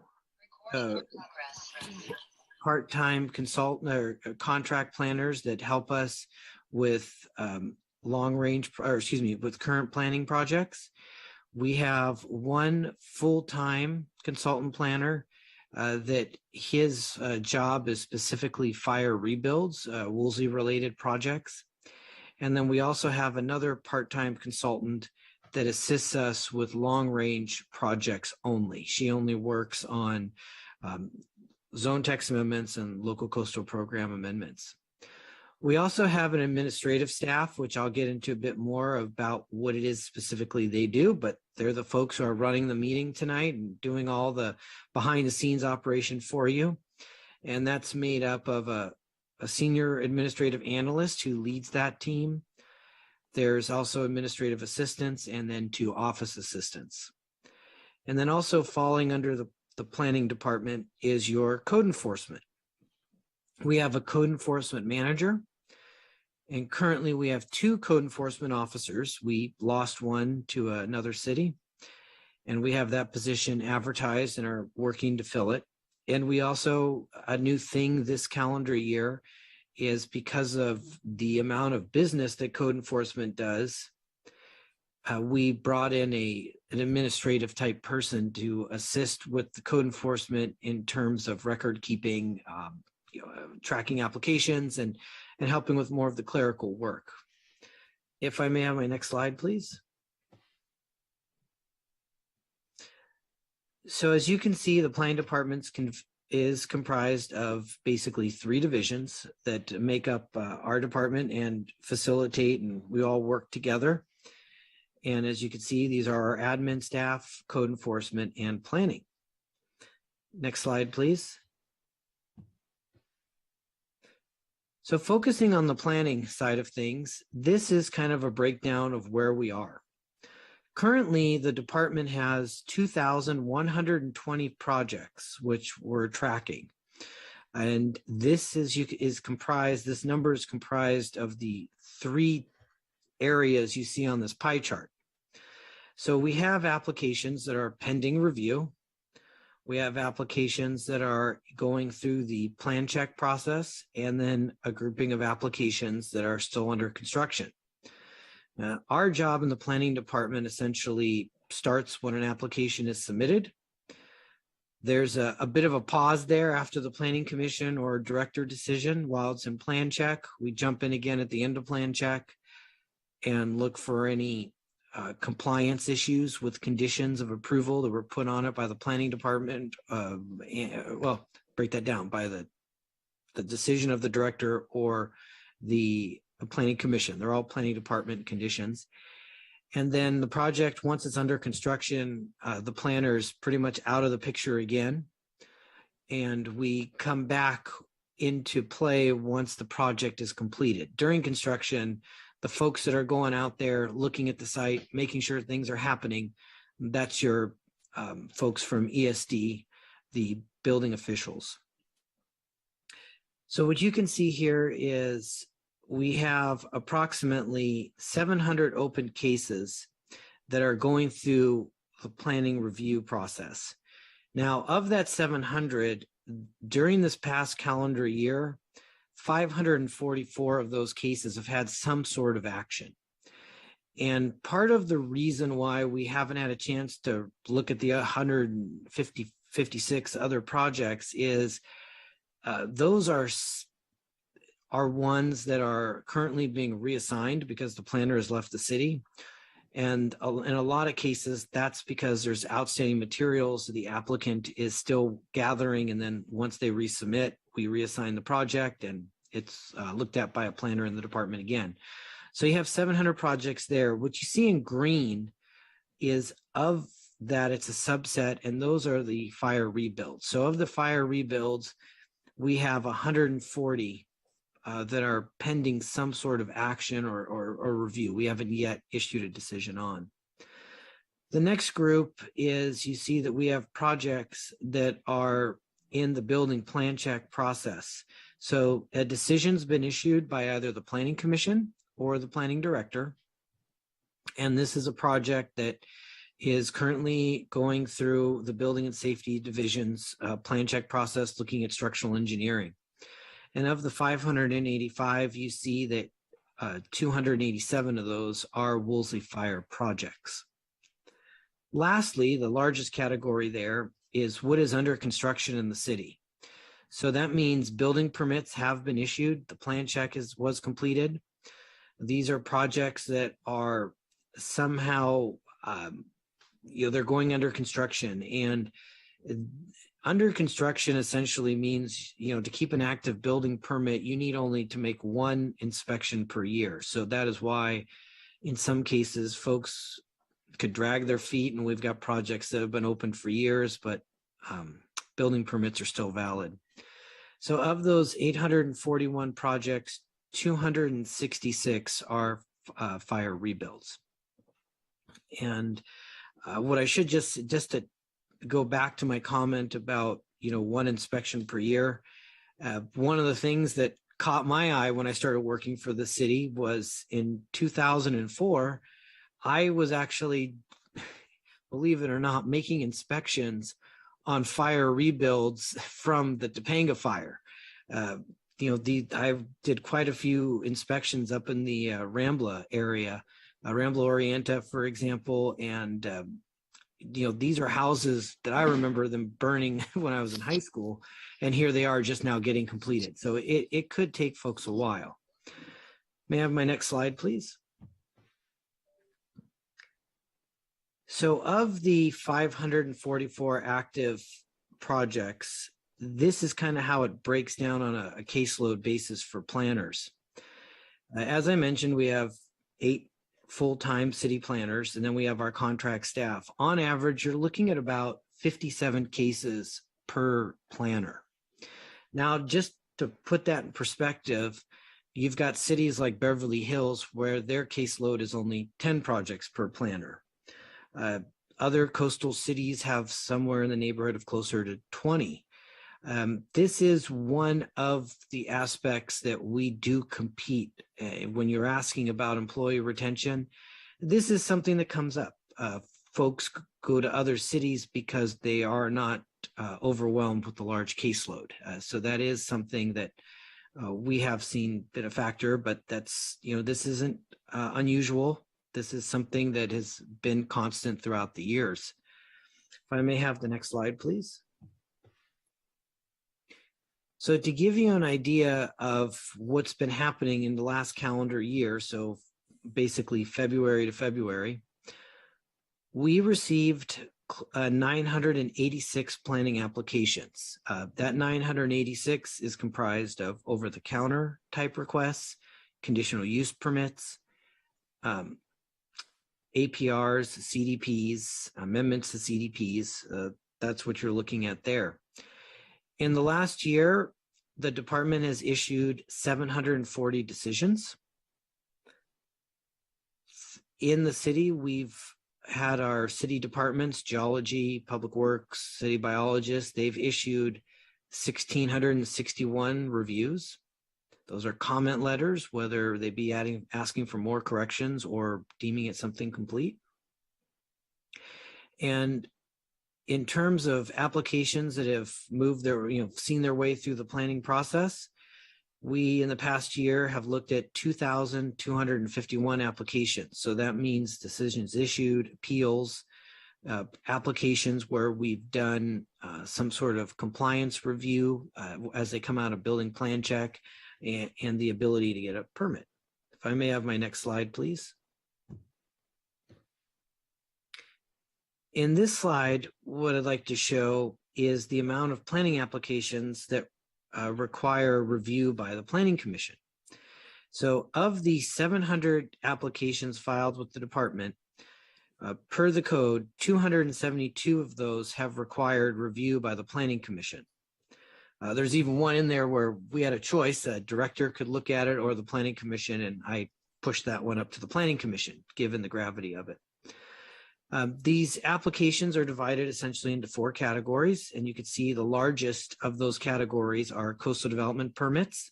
That's both administrative CDPs and amendments to coastal development permits are in that grouping too. Then you see that we've had conditional use permits, including amendments to CUPs, de minimis waivers, and then also in there you see code amendments, LCPAs or ZTAs. We have not included extension requests in this. This is just simply applications for projects, not permit requests, grant extensions, sorry. If I may have the next slide, please. To give you an idea of our code enforcement group, they have a total of 667 open cases. In the last year, or excuse me, 2 years, or I think there's a typo there, that should really be 1 year. We received 282 new cases. And in the past year, our code enforcement staff was able to resolve and close out 130 cases. And these cases range from, that are open, to let you know, they range from anything that may just be planning a planning commission hearing, for example. It may be just waiting to get on the docket for the commission. Or in some of the cases, these open code enforcement cases are ones that are with the city prosecutor. If we are unable to, gain compliance, get the owner to submit an application, our city prosecutor's office will then look at it. And so portion of this is just open cases because of that. If I may have my next slide, please. And then you have our administration folks in the department. So to give you an idea of what they've done during the past year, they have been busy with commissions and boards. And so that makes one of those being this board here, the Planning Commission. We also have the Environmental Review Board, which we schedule meetings for and run those. And we do also prepare reports for the city's ZORACIS board. And during the past year, just in documents related to these Planning Commission and ERB, the staff processed close to 1,500 documents. Our admin team was also the ones who did a lot of the administration for the Woolsey Fire Recovery Program. It was our admin folks that handled the fee waiver program, tracking what was waived, how much, providing reports to council members, working on the language for that. The Woolsey Fire extensions were processed by our admin staff, and they were also responsible with maintaining reports and statistics so that they could be published on the fire rebuild pages and also maintain that website. In addition, our administrative staff is responsible for handling public records requests as they relate to the planning department. During the past year, the city received 517 planning related public records requests. This is not all of the public records requests, of course, in the city. To give you an idea of how that compares, statewide, the Coastal Commission only processed 224. So we may only be about 27 miles or 21 miles of coastline. but that 21 miles generates a lot more, intensity from our staff in terms of responding to public records requests than the state as a whole. In addition, in terms of maintaining our online records, we've uploaded close to 8,500 documents this past year to OnBase for public access. If I may have the next slide, please. Our admin team is also responsible for managing the department's website, which consists of about 35 pages. So we do all the updates to that and make sure that the information there is current. Our admin team also handles the public noticing of projects. So in the past year, we've noticed 148 applications. They are responsible for taking care of our CEQA filings, both with the county and OPR in Sacramento. And we've done a total of 195 CEQA filings in the past year. They also do all the tracking so that, for example, this report, all the numbers came from our admin team. They manage our department database, and they are also tasked with administering the contracts we have with consultants and the department's budget. And if I may have my next slide, please. And with that, I'm glad to answer any questions you may have about any of that information. But that's just kind of a quick report on where we are and what we are all doing. Thank you. All right, thank you, Richard. I see if we can get back to the group view. I see John has a hand up. Yeah, just one first question. One of your slides said that the Planning Commission City Council handles 740, I believe that you said application or reports, and that the permit department did 1,600 and change. And it seems to me that there's probably 5 or 6 permits per or more per Planning Commission permits. And I get a lot of complaints about, gee, you get through Planning Commission, it takes you another year and a half to get all your rinky-dink permits. I don't know if they're rinky-dink, but is that a bottleneck, or am I reading the numbers wrong?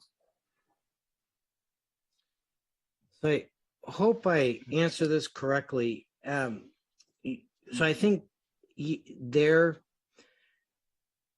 is we do have a number of projects, a large number of projects we got to get through the Planning Commission. There is a perception out there, whether it be founded or not, that I got to get a hearing date. I got to get a hearing date. And folks put a lot of pressure on this department to get things to lock down a date. And I will be frank with you, I irritate a lot of people because I don't like to give folks a Planning Commission date and then work backwards. I really am pushing for our applicants to make sure they put all of their materials together. We issue a letter deeming them complete and then get them to the Planning Commission. And on average, that's taken about a year to a year and a half. So I will say, though, the one area where I definitely have sympathy for folks is fire victims. And I noticed a fire victim today, and we're still outstanding on a few materials, but I think we can wrap those up and keep our date as we promised. But when we say decisions, some of these are multi-year items. So some of the appeals, are from a couple years past, and and that's an extreme case. And I'll also say in that decisions, in there too are some policy decisions and some simple, more advanced planning things that the council was able to grant an approval on quickly. So, but my question is, once you do your job, your slides seem to show that there's about 2.25 times as many permits issued by the permit department. And as I understand it, and I've never built a house here, going through the process, you need a lot more than 2 permit department permits to get a house built. Jeff could answer that. So not there yet, so I don't. But when you get ready to build your house, it seems to me that 2 1/4 to 1, as far as permits issued, is the bottleneck is in the permit department. That you get through the planning department, and then you only get about half as many permits, 2 times as many permits as the planning department issues, when it should be more like, I don't know, you tell me, Jeff, 5, 6, 7, 8. So is that a bottleneck when you say, okay, now I can start pouring my cement? So in my numbers, I didn't actually count the individual permits, because you are correct, Commissioner Mazza, that you need a lot more than just one permit to build a house. I think, as Commissioner Smith can point out, you've got a mechanical permit, plumbing permit, grading permits, framing permits, roof permits. There are a lot. We were looking at just the planning entitlements to the project. We weren't actually looking at I forget how many, I said 800 projects there in plan check. That 800 projects in plan check, I think if we were to look at it more specifically, there might be, because of mechanical plan checks, there's even a sprinkler plan check. You need an irrigation permit too. There would be a lot more, but one of the things we face in our department is just that, I think, to answer your bottleneck question, is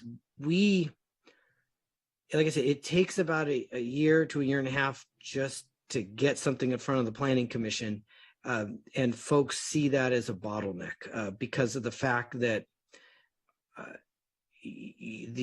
that we can't approve their coastal development permit in just a couple of months like some other cities may be able to. No, yeah, but I wanted to get John. different. And I just want to finish this question, Craig. Okay. I get complaints. It's not the planning department. It's the permit department that they think, oh, they're home free when they get through planning. And then things start slowing down. Now they think everything's slow, but one of those slides you showed, it seems like they're not issuing as many in proportion, whatever kind of permits the permit department issues versus the permits we issue. And my question is, and it was on one of the slides, it was 740 versus 16 something. Yeah, I can talk about the math on that slide if you want, but go ahead. Sorry. Finish the thought. Oh, no, that was the question. And that proportion seems out of proportion. And it indicates to me that not as many permits are coming out of the permit department percentage-wise as they're coming out of the planning department. And I wonder if that's true, or there's some weird numbers in that slide. One of well, I guess a couple things at play. So one problem is that you've got folks that get into plan check and they change their mind on something. So that does cause a problem, because while ESD may just be able to keep moving forward, that additional bedroom, that additional bathroom, or whatever it is they want to do, that's got to come back to us in planning. So that does cause a slowdown. I have been seeing, I think one of the other problems are materials and labor shortages have plagued some of the problems that they've been, they've had a hard time just finding people to do the work. And so what I have seen happen is some folks actually they've actually approached the building inspector and asked the question of, how long can I just sit on that plan check and not pull a permit? They want to delay pulling that permit for as long as they can to make sure that they could get somebody to do the work. And then I do think the last thing that has impacted ESD is also the Woolsey fire. Yolanda, the building official, has really made it a priority, as directed by the council, to focus on fire rebuilds. And so I do know that a lot of her counter time and staff time has been dedicated to those folks. And, there's only one Yolanda. So unfortunately, if she's focused on that, it's pulling away from some of the non-fire business. Well, I'll let you go on to somebody else, but you brought up one thing I wanted to ask about. back in the days, John, let's go around. there's something he mentioned. I just want to have him clear it Okay, up. all right, quickly. Up until not too long ago, staff always told planning commission, you have to have an inspection every 6 months. And now you're saying it's a year. Is there a reason that policy changes, and does that extend all your work double? That year, and Trevor, maybe you could help me with the exact bill, but I want to say it had to do with one of the housing bills that the state, they moved the expiration date out on building permits another 6 months. So that wasn't a policy thing. It was the city, the building official follows the building code. And then of course that's amended locally in the LA County building code. But it was actually it came from the state. They changed the building permit expiration date. And so they changed that as part of all their housing related bills, I believe. And I think I'll just to try to remove the hindrance on people. And I would say that it's a source of frustration for the neighbor who wants to see the project next door to them built and finished in some cases, because some folks just, like I mentioned in my presentation, I was doing inspections on projects that were well over 10 years old. Trevor, do you have a hot comment, or can I go to Dennis? I just wanted to say, Chair, can we see if there are any public speakers? Just want to make sure we got that out of the way. Oh, did we not do that? I don't think we did. Or do we, Rebecca, what do you see out there? If anyone in the meeting would like to speak on this item, please indicate by raising your hand using the reaction button at the bottom of your screen. If we talk long enough, somebody will want to say something. Anyway, Dennis, you've been waiting a while there. Yes, thank you. I just wanted to ask Richard on this public records request and fire rebuilds. Are you getting an inordinate amount of people asking questions or taking planners' time or whatever on requests for information on fire rebuilds? Shouldn't this just be an area that's off limits, and we need to get these people done and not have forces from the outside trying to take that particular person's time or another planner's time? Or is this bad? I'm guessing that I'm looking at all these people that are in your numbers, and a lot of them are stuck still. And is fire rebuilds off? Nobody should be able to talk to them. If they've got questions, they need to talk to you, or they need to talk to Adrian. That would seem like my normal question on something like this. It just seems like we're having a hard time here. I think originally when all this started, we can get a permit in 6 weeks. And now, can you give a hard date how long it would take to get a fire rebuild permit? Which I feel like we should be able to do, but we've gone through all these things with people leaving the job site and everything else. So just how are you doing on that? Certainly. So you are correct about questions. I'll tell you right now, one of the numbers that shocked me was our public counter folks look at about, in the last year, we had about 10,000 emails worth of questions come to us. And, what I find in a lot of those questions is you folks just don't want to look at the code. They would rather just call us than read it. When it comes to fire rebuilds, yes, there are a lot of hours that go into public records and requests and questions about fire rebuilds.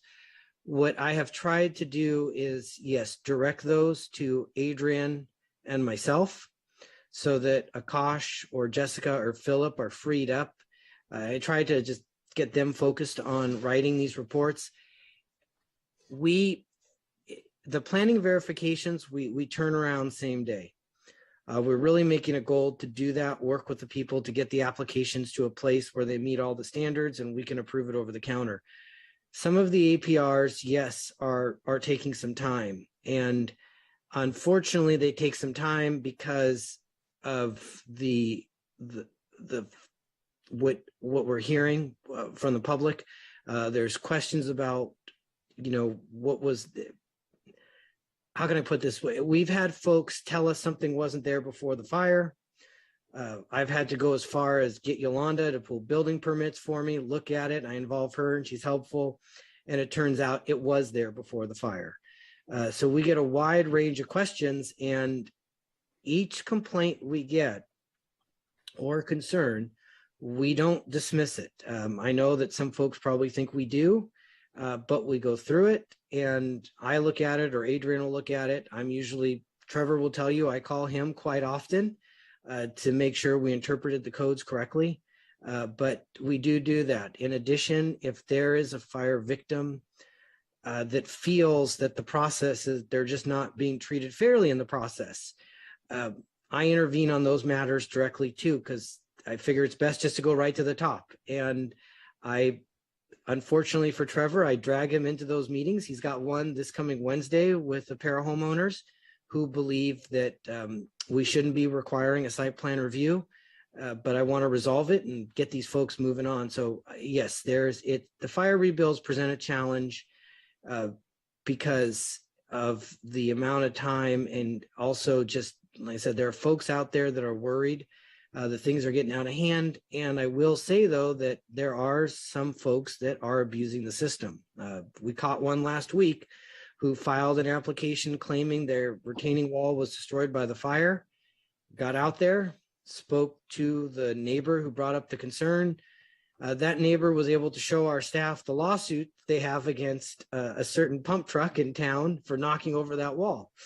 So that wall, it was no fire damage whatsoever. It was apparently there's a lawsuit about that. So I hope that helps. Okay. I have sort of one maybe clarification and one question. To John's point about, I think it might help to visualize in the 3 stages. You've got the planning pending review, and then you've the building plan check, and then what's under construction.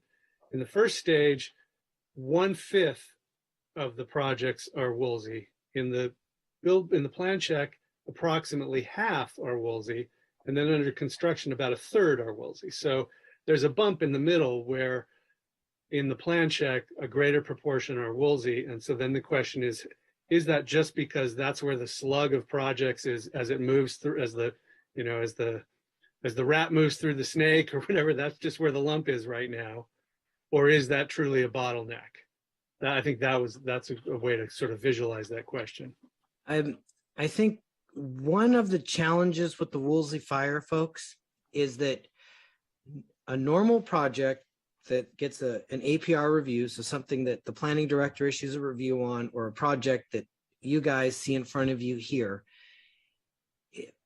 there's a lot of preliminary engineering that goes into it. The geologist looks at it ahead of time. The public works department looks at it ahead of time. Environmental health looks at it for septic. There's a lot of work that goes into bringing a project before you. It's not as simple as just the architect. I mean, they are preliminary plans. The architect, the man or woman draws a pretty little building. And I like to say we look at the pretty picture. And in the Woolsey fire applications, the PV process is truly that. We look at just the concept. They just draw us a house. Mm-hmm. And then what we do is issue them the approval, and we just get them to plan check. And then all of a sudden now, these folks have to get the geo reports, the structural engineering, and all of a sudden that little pretty house becomes really complicated because maybe they had some cool cantilevered feature. Well, now an engineer's got to get in there and do that. So the projects that, if I were to guess from what I've seen on fire rebuilds, the APRs, the addition folks do, that moves through plan check pretty quick because we require all that engineering up front. But those planning verifications, the in-kind plus 10%, I do think that was one of the things that might have been a shock for a fire victim, is because they get through us in planning that afternoon.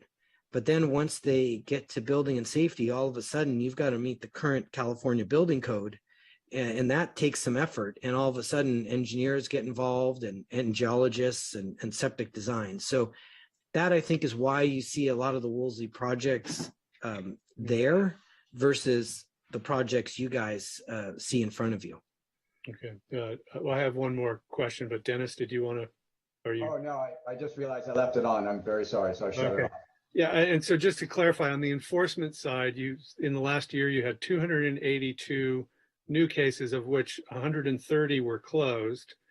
But then it said there are 667 that are still open. So that implies that there are nearly 400 cases that are more than a year old that are still open.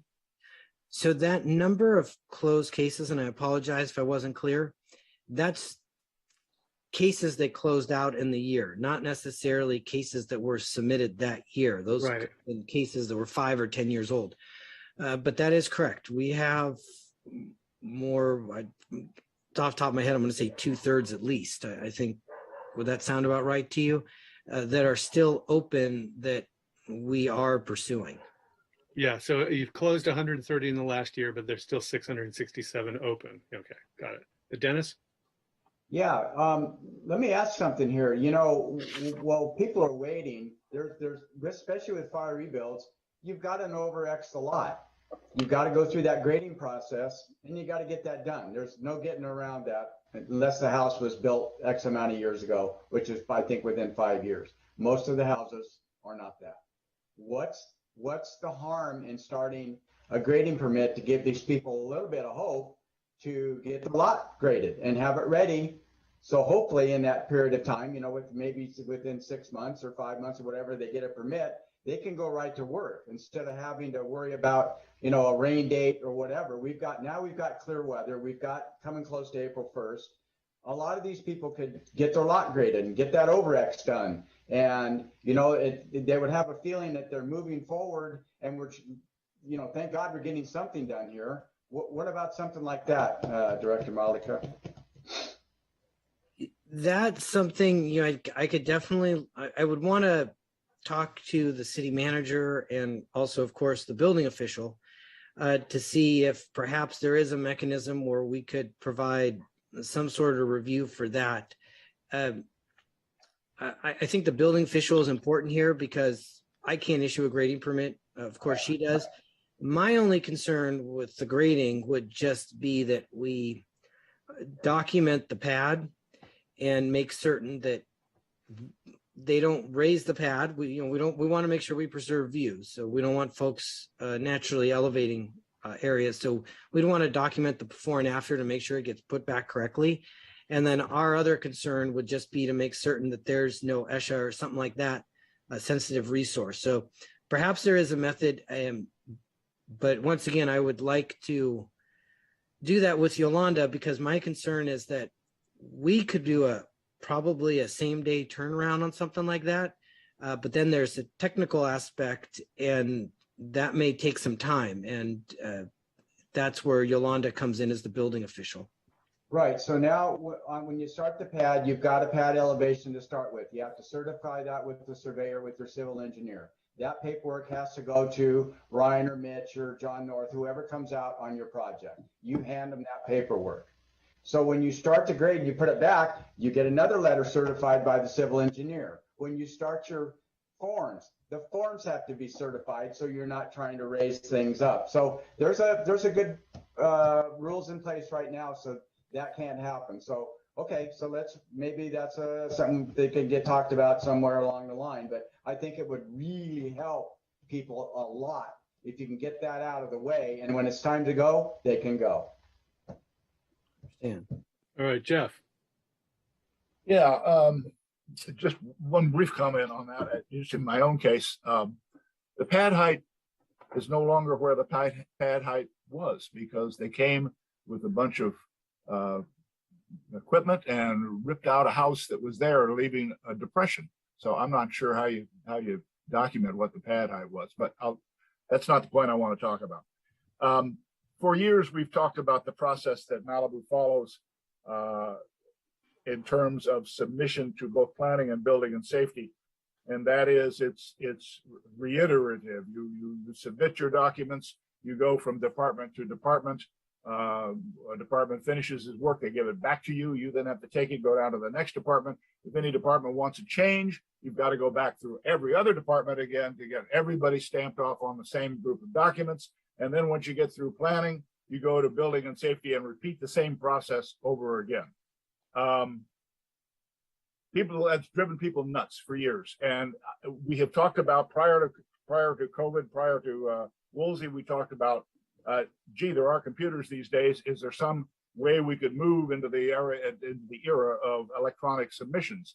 And what I'd like to hear from you is the progress we've made in that direction with not only electronic submission, but sort of concurrent approvals, so that we don't have this process of having to go from station to station to station to station again. And I'm not talking about the Woolsey fire rebuilds now. I'm talking about just in general. Good question. In the planning department, we will we encourage electronic submittals. If somebody is opposed to that, we definitely will accommodate them and stamp a hard copy plan.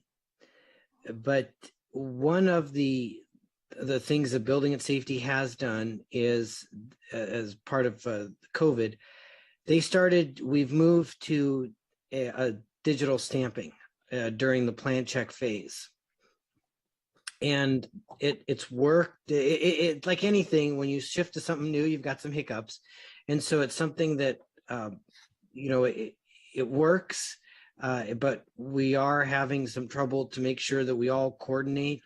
And one of the hardest challenges that I've noticed actually is just how do you prevent plans from being altered digitally? So we had this great idea that after you stamp the set with your department stamp, you could lock it. Well, unfortunately, you didn't just lock the document from alterations. You on the line drawings, you ended up locking the document so that other folks couldn't stamp it. So we ran into that little snafu. So we are trying to move towards a digital age. Yes, Commissioner Jennings, what you raised there, yes, is a problem we've had for years. And hopefully now, as we're trying to change our technology, one of the things that I would like to do for the planning department is I'm really trying to get us to all digital. And when I say that, I mean in the sense that we could set up a portal or something so that somebody could submit to us their application online. It goes into a bin that we could then distribute to each department and track it so that they could look at the plans and all of that electronically. Right now, it's a matter for us in the beginning, we need to set up some sort of way to receive those documents. And so at present, what we're trying to get online as the first start are over-the-counter applications, temporary use permits, simple stuff, kind of a baby step. But yes, we're trying to make a move in the direction where we could do everything digitally and have some of these reviews taking place at the same time. Well, I'm encouraged to hear that there's some movement in that direction, but I'm kind of surprised, how many cities are there in the state of California? I mean, don't planners have statewide organizations who get together and have conferences and talk about this stuff? It mystifies me why Malibu has to invent this process on its own. There've got to be cities who have figured this out in advance, and it just mystifies me that we're not able to go out to reach out to other cities and say, how do you do it? Let us hang around with you for a week and figure out how you solve the problem. But if you've got a response to that, fine, I'll listen to it. Otherwise, I've got other issues I want to talk about. Sure. Well, I can say quickly that this isn't something new.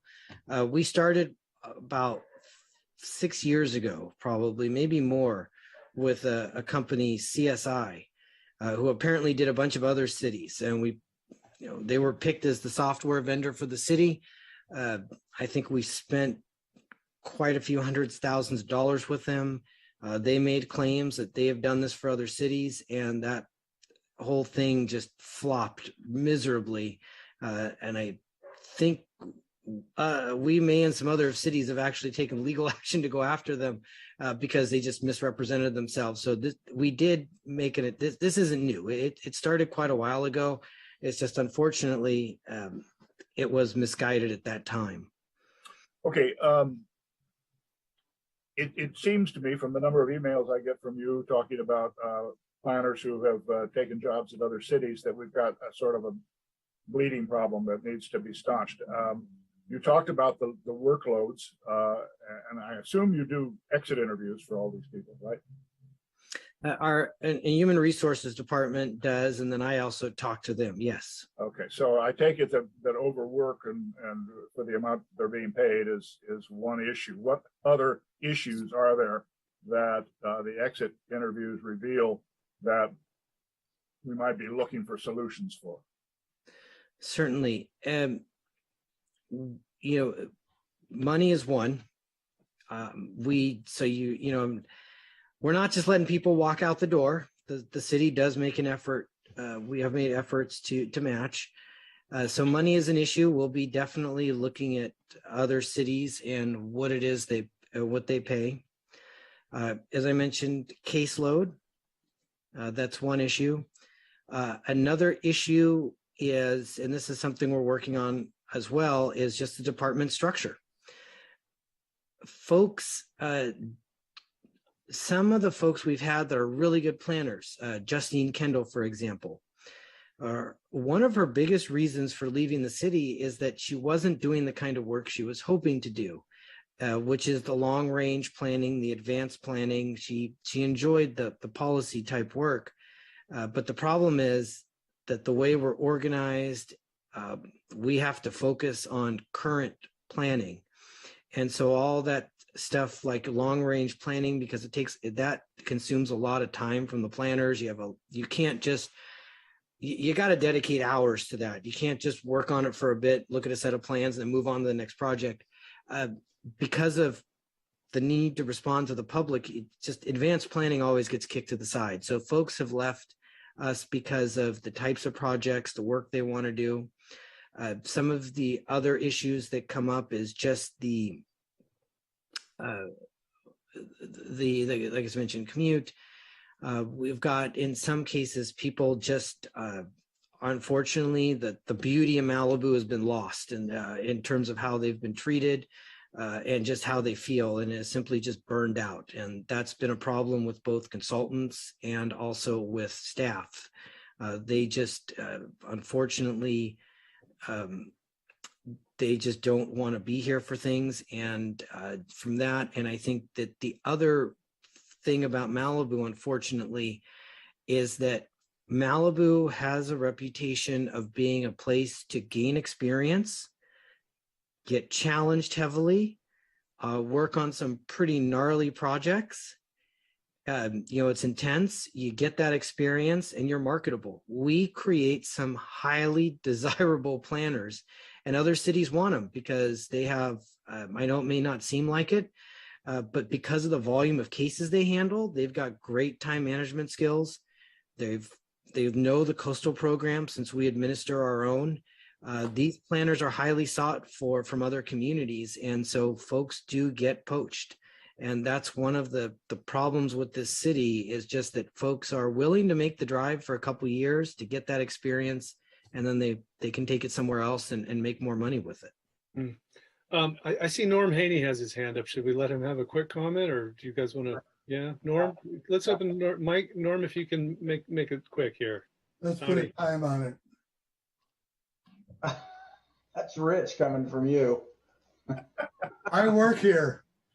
He doesn't. Norm, can you hear us? Can we hear you? Yeah, I can hear you. We can hear you. Trying to get unmuted. No, we can hear you. Go ahead. Can you hear me? Yes. No? Okay. Yes. Okay. Fine. There you All are. right. Fine. One of the problems that we used to be able to bring in a set of plans and go to each one of the departments and get those plans reviewed. Sometimes not right away, but ultimately they would have the plans, and we get a time schedule for when they were going to get a chance to look at them, whether it's public works or geology or ocean engineering. And that doesn't seem to be working anymore. We have to come in, we sign up, we wait around sometimes for 20, 45 minutes, and then they say, now the geologist will see you. You go down and you talk to the geologist, you talk about the plans, but it's just not working very well. Then you want to go across the way to Public Works, but you can't. You have to go back upstairs. You have to sign up for Public Works. And then you have to sit around another 45 minutes waiting for an opportunity to go talk to Public Works. And this is a process we're going through. The other process worked very well. I know you don't want to have a lot of paper, but you know, when somebody stamps a piece of paper, it's stamped, and you know, it can't be transferred to somebody else. So I'm more or less a paper guy, and I've been told you won't accept paper, period. Tonight, I hear that you will. But anyway, those are my comments. It's not, I know you're swamped. I know that there are a lot of things on all of the planners' calendar and agenda. But what I'm witnessing is not working nearly as well as it did in the past. Those are my comments. Thank you, Norm. Richard, paper versus not paper? And part of what Norm mentioned there was the going to meet with other departments and the referrals and getting a stamp on them. And yes, the referrals now are digital. And when I mentioned paper submittals, whether, you know, if somebody is, we encourage, as I mentioned, digital, but if somebody really wants to give us, you know, a set of plans, paper form, you know, the staff knows to take it. We're not going to reject an application.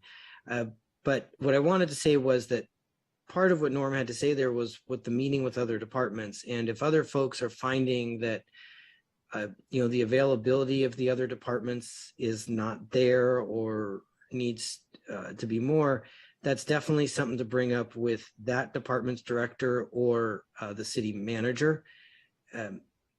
I have made it a point, you know, one of the things that's come from my staff is our public counter. Our staff will tell you they would much rather meet with you in person than to have a digital submittal, because the way it's done right now is very time consuming. Our counter techs really want you to come to the counter. That's why we have them there 5 days a week in the mornings, like pre-COVID. I do know some of the other departments, though, that because for a variety of reasons, they've changed it, but they've done that, you know, that was at the director's elective. So I can pass on the information, but I can't control that. Is what I want to get at. Okay. John, you've got your hand up. Yeah, I just want to ask a couple general questions. Over the years, it always comes up that there's something wrong with our municipal code. This definition isn't there. This doesn't make sense versus that. And maybe 8-9 years ago, we paid a consultant, I think $300 grand to rewrite the code, and it never happened. Is there any process to fix it, to make it so somebody can read it and understand what you need to do? Because I know I read it all the time, and I kind of got it down, but I probably read it 500 times. And we admitted 10 years ago, I think it was 10 years ago, that it was all screwed up. Is that a long-term process, or is that just dead?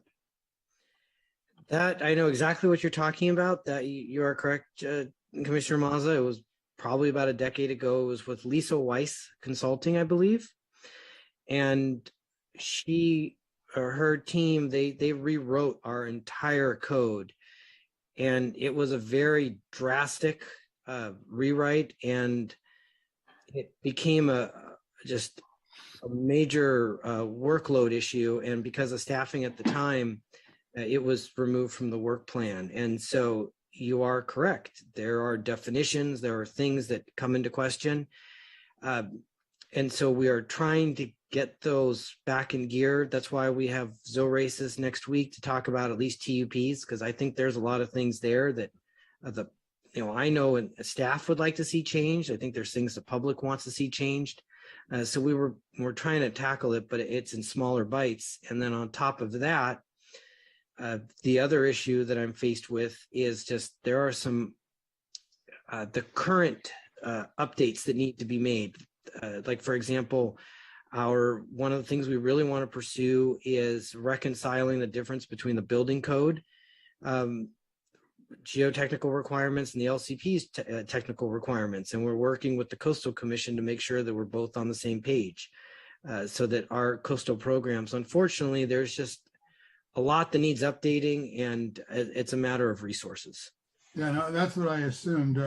One of the other things I used to use a lot, and it hasn't changed in so long, I hardly do, but we had the LIP interpretation manual that used to make things real clear to planning commissioners, especially like, how do you figure out what 50% of a remodel is and this and that? And that process has seemed to, nothing's changed in 3 or 4 years, I don't think. That's just a workload issue again. Is that correct? You are correct. I was actually discussing this with Adrian because there are some things that I do think we need to get a formal interpretation and get it looked at by Zoe races that would make us, our lives as planners easier. And maybe it's a fantasy, but I was talking to Adrian there's some things I'd like to see that within the next month or two, we get in front of Zoe races and we start getting them there, because those help you as commissioners and they help staff. And then we also make it a point to share that with the public so that everybody knows we're all on the same page. Then the third thing, I don't know how to say this, but sometimes I'm a little mystified at some of the things that staff comes up with. And then I also, as far as definitions, and then it comes back to me is the fact that when I got on the planning commission 3 times, I got trained. I got a manual, planning commissioner's manual from some state agency, and a bunch of other stuff. And then every year, and I didn't get in on many of them because we had a low budget, but there was some meeting of planners in the California or something where they'd send you to be trained to take a lesson on what you're supposed to do as a planning commissioner. And I think Jeff and I are probably the only ones that have gone through that. Is that budget just gone and those things don't happen anymore? Or, because I think the last one I went on was with Mikey. Is there any training program for commissioners on what you can and can't do? Because what I look at, just to put it in perspective, what I look at it is the whole city. Every time there's an appeal, we screw up. It takes you guys a whole bunch of time to write up a big giant thing for the city council. It takes them a whole bunch of time to deal with it. And it isn't always necessary. And that budget was removed. That item from the budget was removed, but it is definitely something that I can speak with our admin staff about, and we can put it into our proposal as we prepare our next fiscal year budget to get that back. But I know about the training you're mentioning. Okay, great. Okay, Trevor. Chair Hill, we're getting a little bit far afield. This was just supposed to be a report from Richard about the planning department, and we're sort of getting into a lot of policy issues and things, and we do have someone still waiting. So I just want to, if we could wrap up any questions about his particular, presentation. And then if there are topics of more interest, we could agendize something else for the future and be more specific, rather than we seem to be getting just a little far afield. Okay. Well, let me just see. Joe Drummond, do you have like literally 10 seconds? What do you have there? Can we hear from her briefly? Yes, it's really quick. I just wanted to say that I know there's a contingency of residents who would love to give input to the planning department to Zorasis or whatever, and would like to meet with Richard and Adrian and anyone from any of the planning commissioners to just give our input on the codes and interpretations as well. Yeah, That's well, all. okay, so the Zorasis meeting will be coming up soon, and that's a time when you can submit comments and things, and please do that. And John, I wanted to make a summary comment, but one more thing. No, just a real quick one. Well, number one, Zorasis is a topical hearing, so I don't know if that's the right place, but is there any chance that you can give this same report to the city council? Because they seem to be arguing over wildest, pointing fingers at people for, obviously they have a bigger constituency and they get more phone calls, but it's, you know, you don't have to have all the questions like we did, but just your 10-minute thing, I think would be a good thing. So there's two ways to go about that. One is I'll definitely bring it up to the city manager, and perhaps it's something that would work on the budget meeting. And then of course, a council member could also ask for it to be agendized. So there's two avenues there. So a council member, or like I said, I can bring it up to the city manager and just let them know. And I think a budget meeting would be a good one for that, where they're talking about what they expect out of the department, and we can tell them where we are. And Zorasis, to make sure everybody knows, is next Wednesday, the 30th, if I'm not mistaken. Get a calendar out, but it's next Wednesday afternoon. We'll be having one, and I would, after kind of not sitting around, but kind of watching things for a year as a new director, I really would like to bring back Zorasis. When I started, we had the architect and engineers review board, and then we also had Zorasis and NERB, and there's something to be said about those. Unfortunately, there's staff time involved, and I want to see if we could try to get that back on track, because I think it would be helpful for everybody to have those kinds of meetings, because we could discuss publicly some interpretations that people are concerned about. Great. So by way of summing this up, sort of, I see one observation is that there's a common thread that we need to somehow incentivize getting more and better staff here, that a lot of these problems come down to not enough staff time. That seems like a core of a lot of these sub issues. How do we get more and better here and keep them longer? All right. I think that was a helpful discussion. I know people have been waiting. I'm sorry for the time we've taken. It's a couple minutes before 9. I know that we have, potential recusal on the next item. I'm wondering if we want to take a very quick break before we get into it, because we'll probably spend half an hour on that one anyway. Who knows, give or take. What's the appetite? Quick break? Do recusals first, if there are any. Can we open that, Trevor? Well, can I say this? When you come back from break, I won't be here. Let's call the item and take the recusal, and then if you want to take a quick break before we open the public hearing. Okay, so then we're circling back then to, as per our revised agenda, to item 5B, Coastal Development Permit number 20-052, an application for the construction of a new swimming pool, spa, on-site wastewater treatment system, and other site improvements at 6800 Wildlife Road within the appealable coastal zone. We're opening the hearing. Let's maybe do disclosures and any. We're just calling the item. So if there's anyone that needs to recuse themselves, they want to lay a record for that. Yeah, I see John's hand. I'm recusing myself. I live within 500 feet of the property. I've talked to no other commissioners. Okay, and just we've gotten some communication from Bill Sampson. So as a sort of generic question, do we, on the question of whether a commissioner may or may not be influenced if their own council member has a potential interest in a project, I would just raise that question now just for the record. Commissioner Jennings, does it pose any issue to you that your appointing council member lives next door to this project? Well, I take my advice on recusals from the city attorney, and I'll let him guide me on this. But I did see a copy of Sampson's email, and frankly, it's the first I knew that Karen Farrar lived there.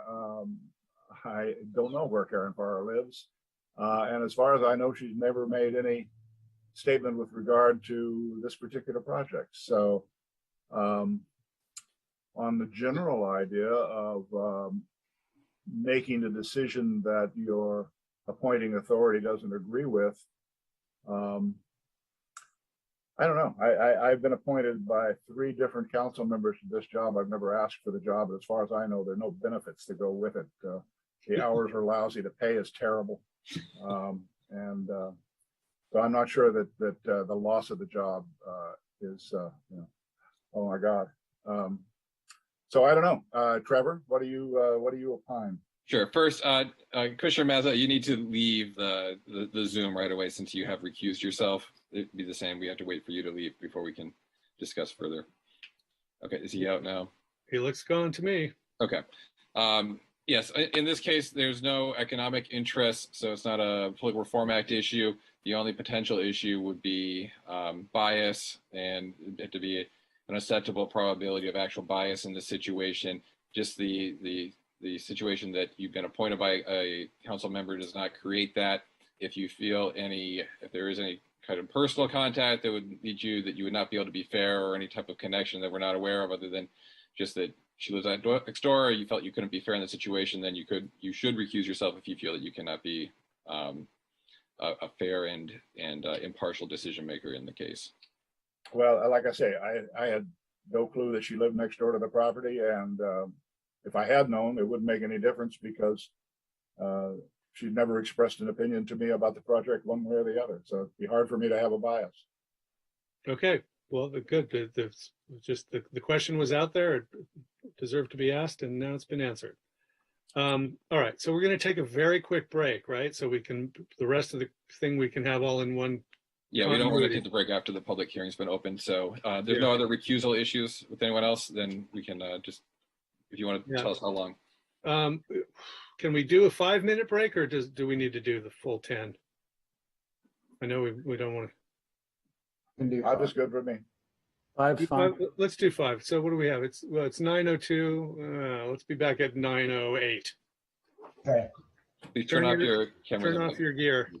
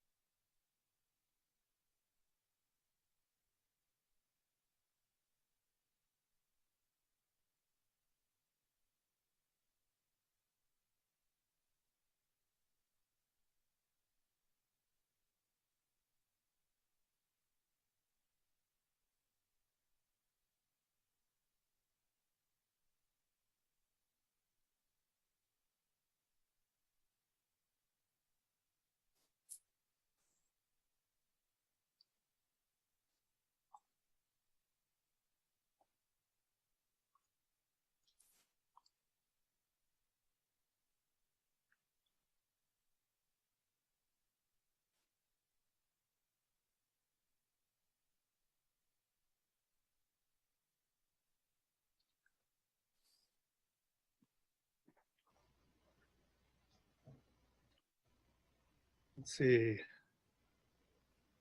What are we waiting for? Are we all up and can we hear each other? Hey, Rebecca. And there's Jessica. Hi. Hi. Oh, and then John's not going to be here. So we're ready to go. So are people hearing me? Yes. I'm not hearing anybody. I hear you. Okay, there we go. Yep, All we're right, good. here we are. Okay, so we're having a staff report now, and then after that, we'll go to the applicant and then public comments. So Jessica, take it away. Good evening, Chair Hill and members of the Planning Commission. The item you have before you tonight is for coastal development permit number 20052 at 6800 Wildlife Road. Next slide, please. Here is an aerial photograph of the project site, which is outlined in red. The project site is approximately 1,000 feet west of Pacific Coast Highway and approximately 400 feet east of the Pacific Ocean, and is located off of Wildlife Road within the Point Dune neighborhood. The subject property is rectangular shaped and is currently developed with an existing single-family residence and attached garage. The subject property is surrounded all by residential development. Next slide, please. The project scope of work includes a new swimming pool with Baja shelf, a new spa, associated pool equipment to be fully screened, a new 560 square foot wooden pool deck, pool fencing, and a new wastewater treatment system. Next slide, please. Pictured here is a site plan of the overall property. Highlighted, we show the new OWTS location, the new swimming pool and pool deck, and as well as the pool equipment. Next slide, please. Here's just a little closer look at the pool plan, which shows you the pool, the spa location, as well as the Baja shelf and the pool deck. Next slide, please. Here's a photograph showing as well sort of the location of the new pool, an existing coral tree, which is proposed to be removed, and the existing septic tank, which you can see with the top with the green lid there, which will also be removed and demolished. Next slide, please.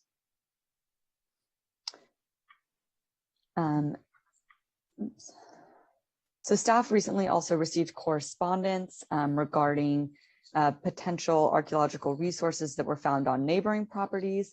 I would like to note that an archaeological study was done on the property in 2018, and it yielded that no cultural resources were found on the property and there should be no adverse impact.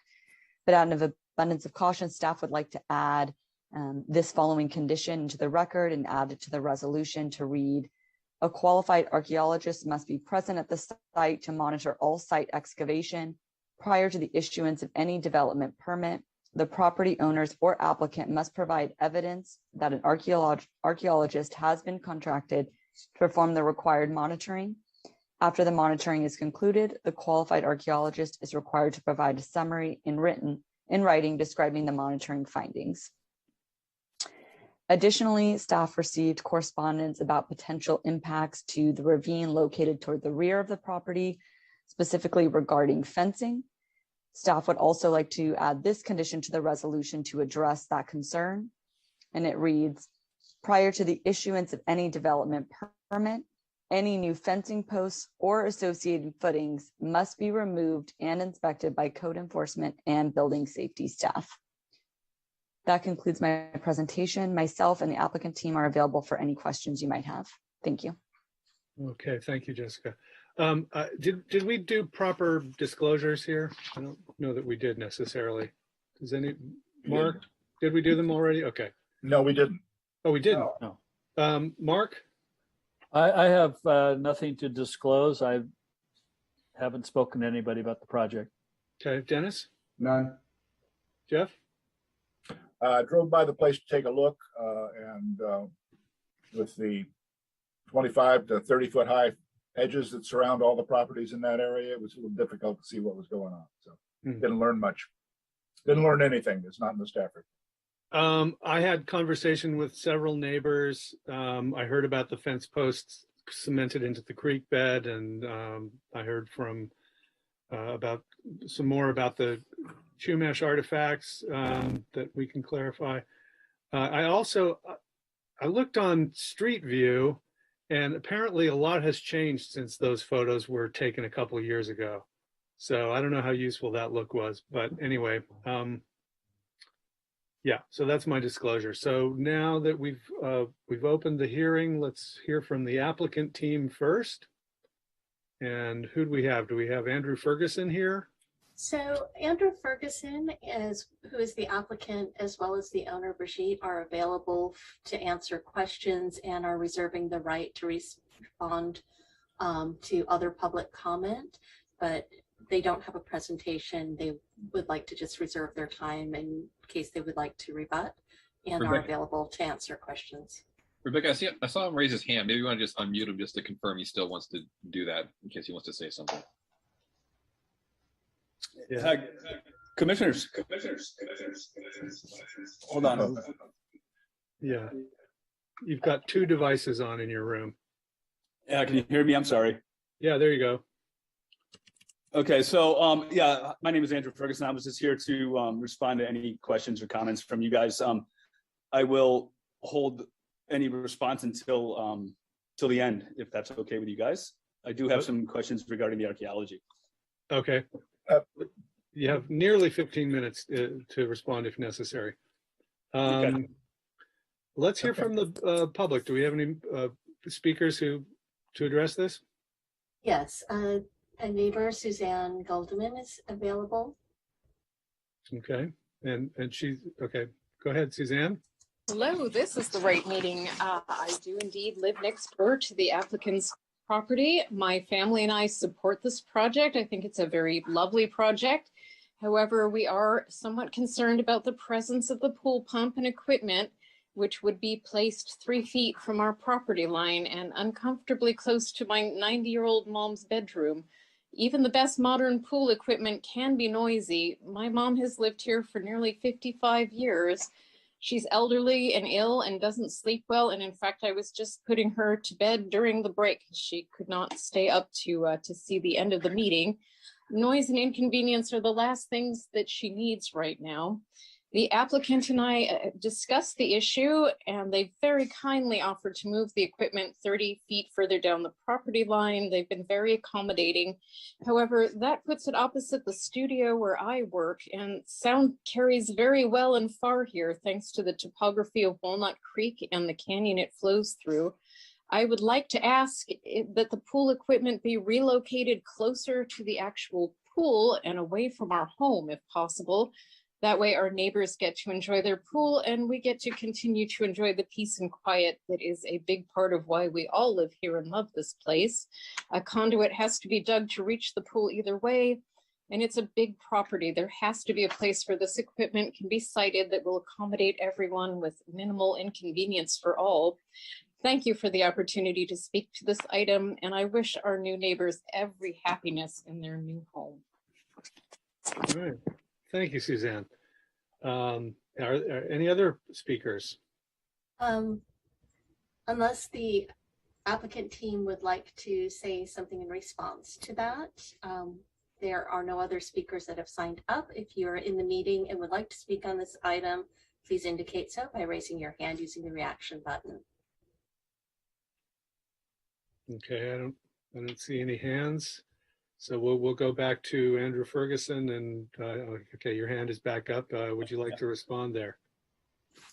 I just want to respond regarding the pool equipment. The pool equipment is placed per all city codes. It has a 6-foot fence around the equipment as required by code. The neighbor's house is approximately 80 feet away from the pool equipment location. Our current house, our house on our property is 50 feet away. We put it 50 feet away because that was what our pool contractor said would be a relatively good distance where we wouldn't hear too much noise from the new pool equipment. So we are willing to move it down the property line away from her house further, as she had mentioned. So that's kind of where we are at this point with that. Okay, we'll take that into consideration. Thank you. Jeff? Yeah, I'd like to ask Mr. Ferguson a question. You heard the staff presentation. There were 2 items that were added to the staff recommendation, which is not typical. And I didn't know whether you had an opportunity, whether staff had talked to you about those, whether you had an opportunity to say whether you agreed with them or not. Yeah, thank you for the question. Yes, I spoke to Richard Malka this morning regarding the old fence posts that were down in the ravine, but I had no knowledge of the archaeology condition, which I feel is a little bit extreme for a typical pool that usually the planning commissioners would not even be hearing right now, because a pool definitely usually is an APR. So I believe we have a archaeology report that says nothing was found. As standard city policy, while we're digging the pool, if something is located, we will take the next steps, which is standard procedure for you guys. So that's our feeling for that. The property was fully graded in the 90s. That's why there's a deed restriction on the property with a lot of fill added. I don't believe there's any, there's nothing possible. I don't believe there's any possible, artifacts on the property, but yeah, if we hit anything while we're digging the pool, of course, we will follow the standard city policy, but that condition seems a little bit aggressive for myself and the owner. Okay, thank you. Do we any other questions of Andrew directly while we've got him here?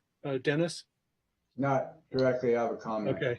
And Jeff, did you more for him or do you? My question, I have 2 questions for staff.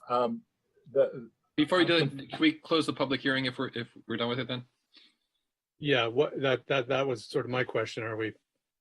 You can call that for more questions, but just if you want to close the public hearing. Thank you, Andrew. We're going to close the public hearing. If we have other questions, we'll get back to you for those specific answers. Okay. Jeff, for staff. 2 questions. I'm confused about this business about the fence posts because it's not. What I'm sensing is, you have a project, you have a scope of work, and that's the project we're supposed to be opining on. And then a neighbor came in and said, well, wait a minute, there's this other thing on the property that I don't like. And staff had said, yeah, okay, fine, we'll make them get rid of that too. That's not the way I understand it usually works. I mean, the project's the project. Other things on the property are really not our concern or in our purview. So what's going on here? The goal here was simply just to get those out of the creek as they are old, and they are in I guess a drainage course would be the appropriate term, but the goal was just to get them out and clean up the site. Okay, I get the goal, but how do you get there? I mean, if I can, my understanding, talking to a few neighbors, is the deed restriction was imposed by the Coastal Commission because there were past permit violations and a whole history of things by a prior owner. And so in this case, I thought the rationale was because we have that, we need to make sure that we're not proceeding with any existing permit violations going on the site, as that would distinguish this particular case from what we typically see. Staff? So I'm not 100% certain on the basis for the Coastal Commission's requiring putting the future improvements deed restriction. I would say I'm not aware of any code enforcement in the past, and in the 90s, I know the Coastal Commission, they just kind of did that as a blanket thing to anything they issued a permit in the city, and as a result, we have tried to work with them on that, but they want us to do a CDP. So if the commission would like us to back off, of course, on the removal of those, it was simply just a move to clean that up. And it was something that because of where they are to remove them, you would need a coastal development permit. It was something that we could bundle into here. But if the owner wants to remove those fences, whatever they are, he didn't put them in. They've been down there for a long time. No. If I could, I can clarify. And I'm sorry. Wait a minute. I'm asking staff. Hold on. Do I understand? And I know you've heard from the neighbors, but I'd like to get, see, here's my concern. I don't care about this particular project, but I don't want us to get into the mode where somebody comes up with a project and says, I want to put up a basketball court for my son, and the neighbors pile on and say, hey, yeah, and let's get rid of this, and let's get rid of that, and let's get rid of this other thing, because God knows that's what neighbors want to do. So I just want to make sure that staff isn't just responding to the neighbors here and saying, yeah, okay, all right, if you're upset about it, we'll make you do this. That's not appropriate procedure. I agree. Let me just say though, and I need to understand clearly now, I received correspondence and photographs that my understanding was that those went to staff and would have been propagated out to all the other commissioners. Did you guys not see photos of the poles or correspondence about that? I saw correspondence of something about fencing and poles, but no photographs, no nothing. Well, so the maybe email with the photographs was received by myself fairly close to 6 p.m. and distributed to the commissioners. Yeah, well, there you go. Yeah, and so the one thing to point out on that's germane is that there is an open code enforcement case on those poles. Some of them are old, some of them are very recently planted. And that this was opened in December and that there was an issue with rainwater and so forth, so they couldn't get any and do anything till it dried out. But code enforcement is aware of it. I saw the language on that. So I think the thought was, we've got this code enforcement case in process because there was a deed restriction. Let's just make sure that everything is cleaned up on the lot as we move forward. And that sounds plausible, but the problem is that, look, if the owner doesn't care and is happy to remove them, then I don't care. I just don't want, it's just sloppy work to me, or sloppy approach to say, okay, fine, let's clean up this and let's clean up that and let's clean up the other thing. And it doesn't really matter that there's a code enforcement case on it, because if there's a code enforcement case on it, then that's what code enforcement should be dealing with. It shouldn't be within our purview. So I guess what I'd like to do is ask the owner, wherever he is, Mr. Ferguson, to see whether he has any objection to removing whatever it is that's down there that we're asking him to remove. Yeah, let's see if this is an issue or not. Andrew? Hi, commissioners. So I have Bridget, the owner, sitting next to me if you want her to respond to that, or she wants to actually speak about it. So here's Bridget. Okay.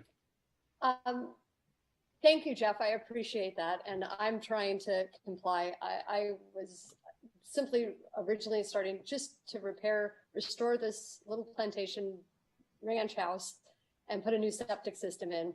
Thought it would be, Andy advised me that we could add the pool, and it's been a year and a half. And I have jumped through hoops and been more than accommodating to neighbors and trying to join into a peaceful community without any major development or issues. And it's been difficult. And I've spoken to Andrew. I listened to this whole meeting. Richard, of where the city's at, I've been patient. But what happened was when we had that crazy rain, everything was flooding, and that fence that had been there, I guess, for 6 years. I've never even been down by the ravine, had blown over, whatever. I'm back and forth from Hawaii until I can move into this house, waiting on this septic. So there was, Mary, I guess, called because my gardener was down there fixing the fence. We had a code violation. A planner and someone from code enforcement that's no longer with you came to the property. I said, whatever you want me to do. A tree had blown over as well. I said, I'm afraid to move it because every time I do anything, I get a complaint. So I waited. Richard, Andy's been helping me on, here he's very experienced in Malibu. And so we waited, and I said, whatever you want me to do, I will do. We don't want you to remove any of the existing posts. Just leave what's there exactly the way it is. They issued us a permit for the tree that fell out. We removed that tree. I left the posts. Today, apparently the posts, they want the posts out now. I could care less. The pool is 300 feet. The house is 400 feet from the ravine. I don't go down there. I've never been down there. I don't know what's happening. If you want the post, you don't want the post. I really don't care. I'm trying to get a septic system for over a year and a half in a modest little house that I came to the community doing what Malibu wanted, restoring this little ranch house. I've stuck to the footprint. It's a 2-acre property that could have an 8,000 square foot house. I come from Hawaii, from a background of restoring historical houses. So I am very familiar with, that, and that's why I thought this is a perfect match for me. And I'm just perplexed by the complexity of something so simple when I'm doing everything supposedly that this community wants: anti-development, restoring things. I'm trying to replace a septic system that has failed. Like, it's just, I don't get it. So this archaeology is, I'm not happy with that. I'm happy to do whatever. And I dealt with burials in Hawaii. I would absolutely stop if we hit anything, but I would really appreciate this just getting resolved, getting the permit so I can get a septic system that I waited on for over 2 years. I was unaware that there was a deed restriction and what that all meant when I bought the property. I have had a long talk with Adrian. The amount that it's cost me not to live in this property and my violation of rights as a property owner is getting very, very frustrating. So I'm very excited to get on the hearing tonight. And I really hope that this can be resolved. I can put a new septic system in my pool and live peacefully. I've corresponded with Susan back and forth. The pool equipment that we have, I'm a I do yoga, I do meditation, I'm an artist. I plan to live on that property peacefully. I'm a single mom. I don't want a noisy environment, which is why I put the pool equipment 50 feet down the property. I'm grateful that I have the 50 feet to work with. 50 feet down the property, 50 feet away from my pool, 90 feet from Susan's house, 75 feet from her guest house. I sent her the site plan. I don't know if she quite understands it. I've offered to move it an additional 30 feet, putting the pool equipment 100 feet from her residence and within the setbacks of the property. I'm not going to move the pool equipment to the middle of the property. The power on that property, it's a small, the amps don't, the further I go, I'm limited. So that's the max that I can move it is 100 feet away. I'm willing to pay the extra money. The further I go, the more expense it is. 100 feet away from her property and 50 feet away from mine. And I don't want to listen to it either. State-of-the-art, silent equipment, enclosed, everything to code. I'm doing everything I can. So that's all I have to say. Okay, so these posts that we're talking about that are part of the staff suggested change. Does anybody know when they were put in? Is this back in the early days of Malibu when things ran free? I mean, what's the story? I saw the photograph, and there were some very old ones and some very new looking ones. All right. So is the claim then that Mr. Ferguson or the owner has somehow put in new fence posts? So my understanding, Commissioner Jennings, from talking to Mr. Ferguson, code enforcement, and the planner, is that, like the owner said, a maintenance person on her, and Andrew can correct me if I'm wrong, maintenance person on her property went down there to fix the fence, added some new posts.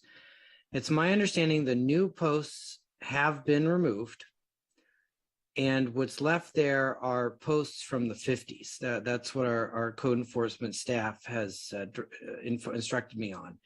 So they are from a previous owner's fence. So this owner did remove already the work that her worker did, is my understanding. Okay, so the posts that staff is recommending that we include within this project are posts from the 1950s. They are old ones from a previous owner. Yes. Okay, I think you guys have gone too far. The new posts that I saw, there were photographs from Mary. I'm almost certain she said she took them this weekend. So I don't believe the posts are gone. Well, all right. Mr. Ferguson. Andrew, are you there? Andrew. Hello, you there? What's the status of the posts? Are they all the ones that are down there all old, or are there new ones that have been put in the last 25 years? Yeah, so from my understanding, there was a few additional new posts that the gardener maintenance guy had installed, it's my understanding that those posts had been removed and only the existing posts remain. To tell you the 100% truth, I have not been down in that ravine since the last month, so I'm not sure. Okay, so if you guys are okay with it, I'm willing to let it go through rather than having to fight about it. But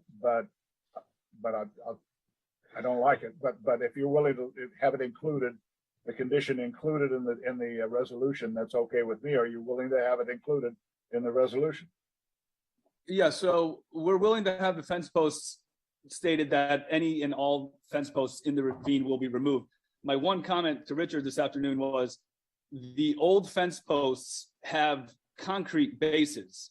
The couple new fence posts that were installed, there was no concrete installed. It was just driven into the ground, according to the gardener.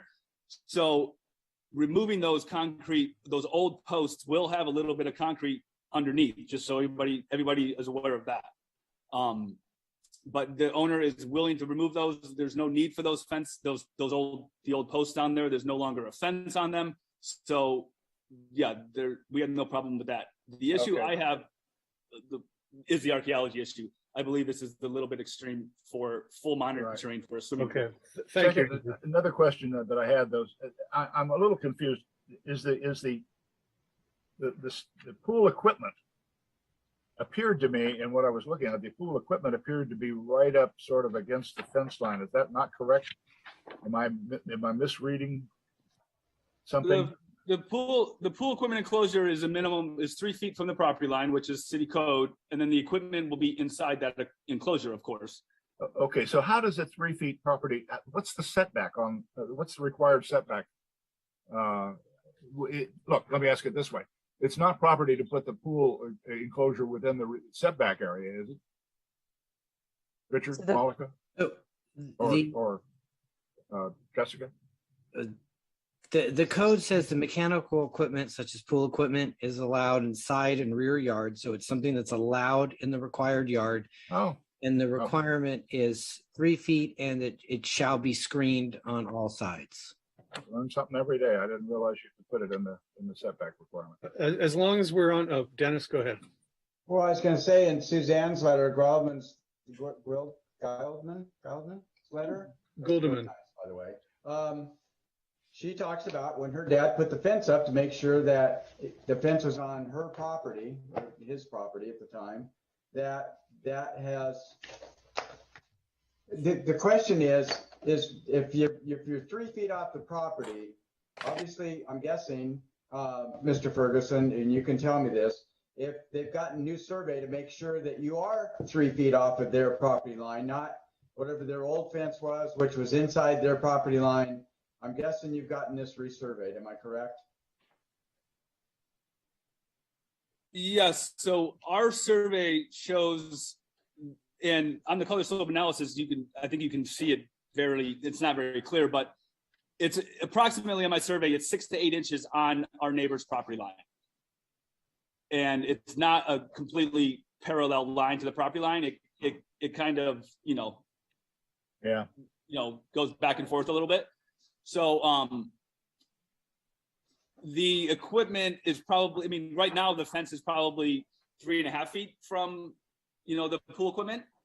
But it's further than what code, requires.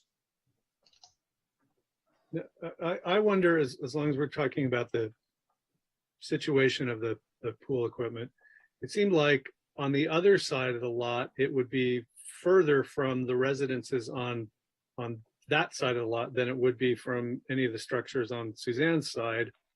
Why is there a good reason not to have put it on that side where it wouldn't be as close to the neighbors' residential spaces? Well, yeah. So we have neighbors on both sides of the property, of course. So either side of the property, someone's going to complain. The utilities on this property all come in on Susan's and our shared property side of the property. The gas, the utilities, the electrical, the water.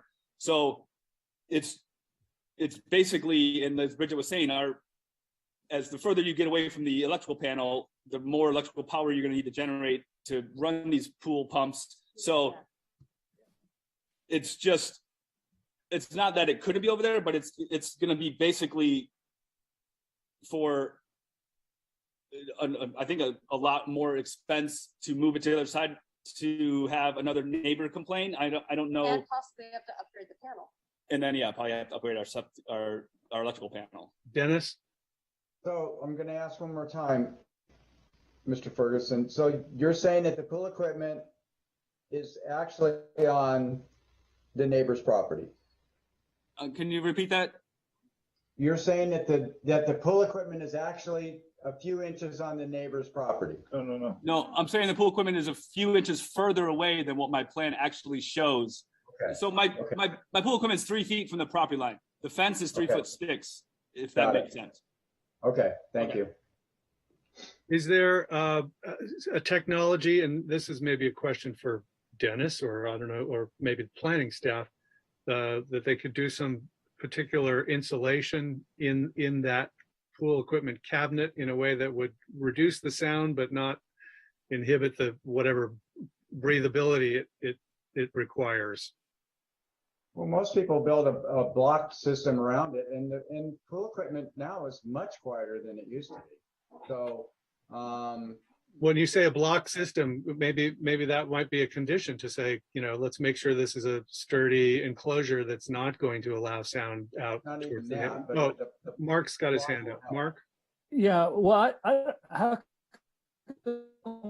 Oh, you're breaking up. Project meets, is you there? Mark, you're breaking up. Yeah. Hello? You say it again? We can hear you now. Okay. Yeah. How do we put conditions on a project when it meets the code? I don't know how we do that. Well, in this case, you would look at it and double check that it meets whatever the noise standard is. Off the top of my head, it was something like 40 something decibels as measured outside the residence adjoining, and you'd want to make sure that you've got an enclosure that meets that standard. Trevor? Yeah, it's appropriate to add conditions if you need to make those conditions or to make findings required by the project. If you can't make a finding and you need a condition to mitigate a negative impact, that would be the appropriate place to put a condition on. We don't just put a condition on just to make it what we think is the best project. It's only if you believe that that is necessary and proportional to an impact that you need to see mitigated to make a finding is when you would add a condition to the project. So the condition in this case, if we're doing sort of a straw tally of thoughts we might have, would be to confirm that whatever they put in there comports with the noise ordinance. Right? Well, there's already a noise ordinance. So if it violates that, then there will be a problem. So I'm not sure. We're not going to put a condition saying you have to comply with the city's noise ordinance because they already have to. It's just a matter of efficacy to call it out at the outset and say, make sure you're complying with this so you don't come back and have to redo something. Dennis? I can see that the homeowner, I'm not even next to her, and she's probably jumping up and down right now going, what the hell are we talking about here? She's obviously done everything to help with the neighbors, move the pool equipment down around. The fence posts at the bottom, they were down there in the 50s. I'm with Chairman or with Mr. Jennings on this, but I just think that this is a Malibu homeowner that just like this, everybody's like this over ridiculous stuff. Let them put the pool equipment in. They've worked out a deal with the neighbor. Let them go in between with Suzanne. Just go forward. Let's talk about this, the Indian artifacts. We're done with the pool equipment. It's going to go in. They'll make sure it's good, and the equipment's a lot quieter than it used to be. Can I hear from Suzanne for briefly?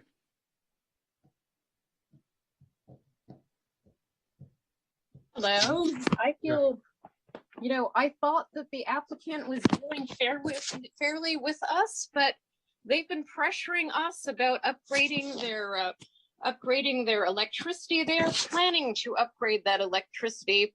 They are undergrounding and bringing it in.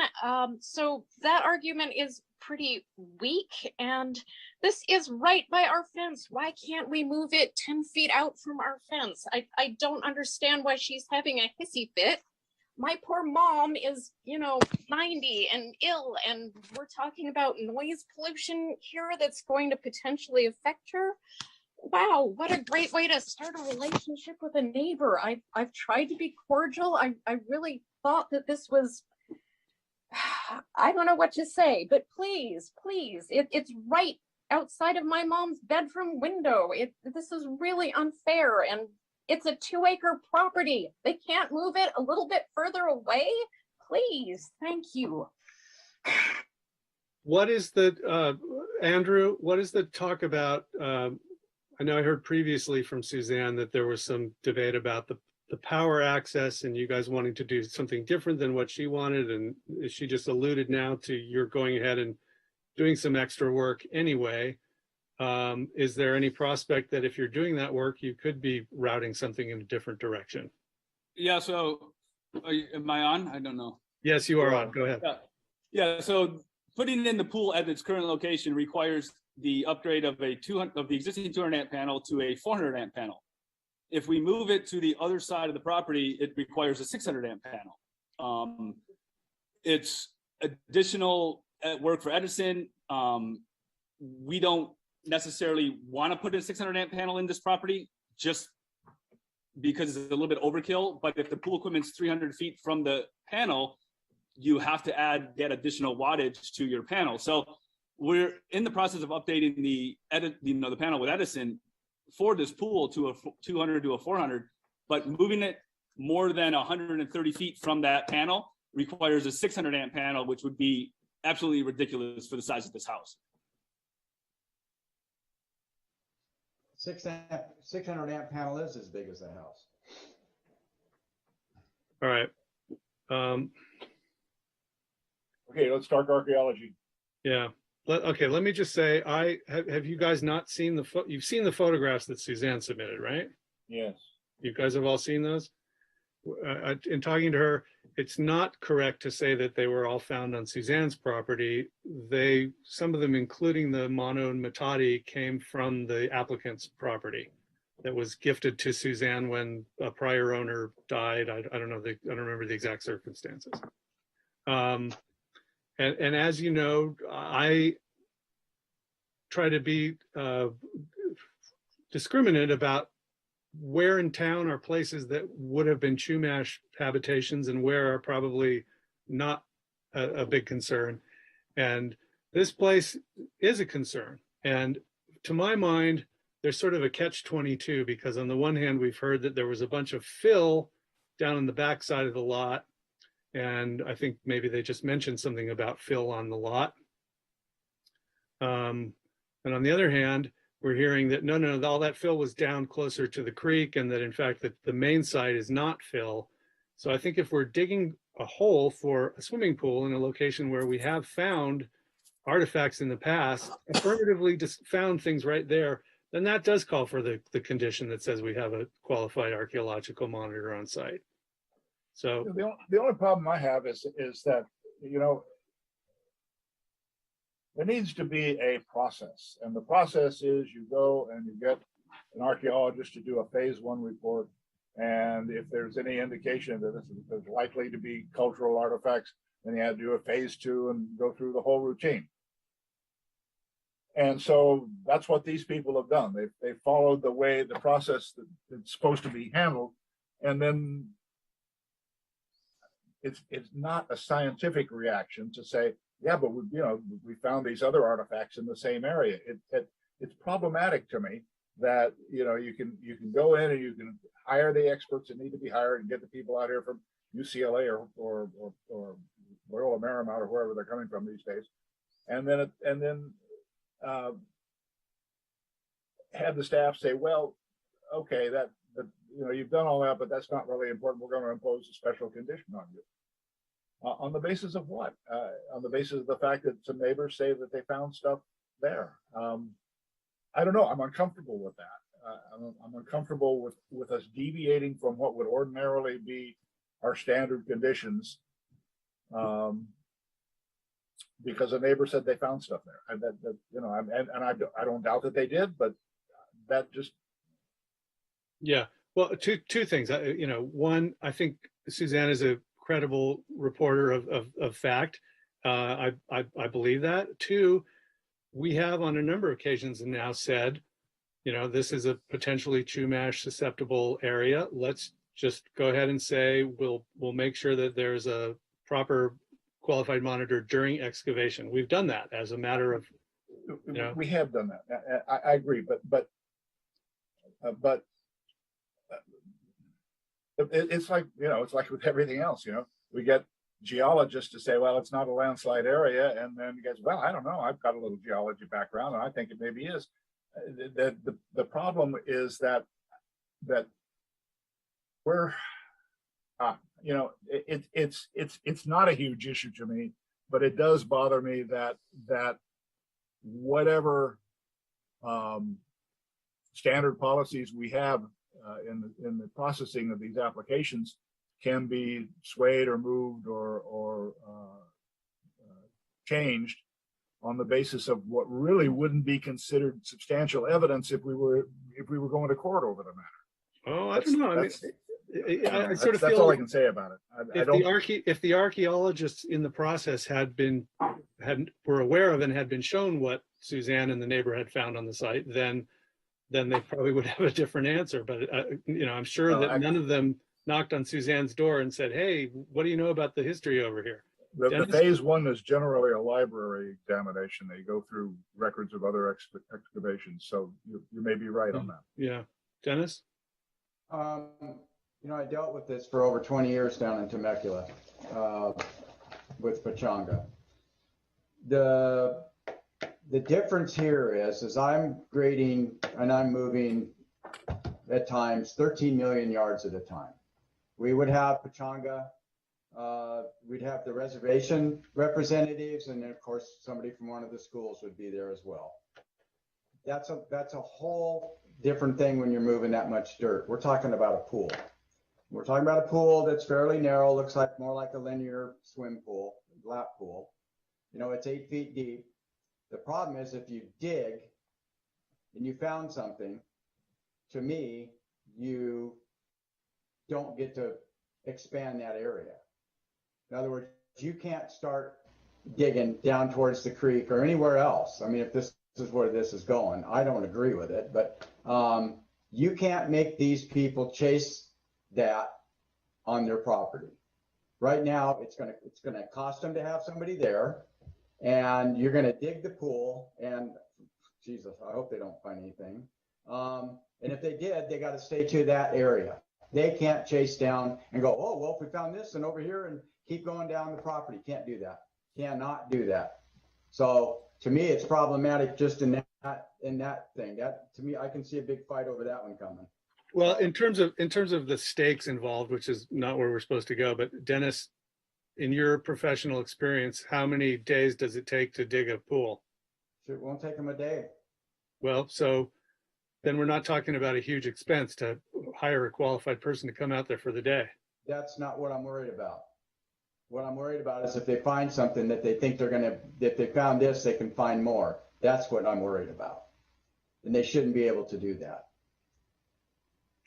Well, I'm not familiar with the process at that point. Do they not just document it and, it goes into the record and and then you move on, right? That's what I'm hoping happens. Yeah.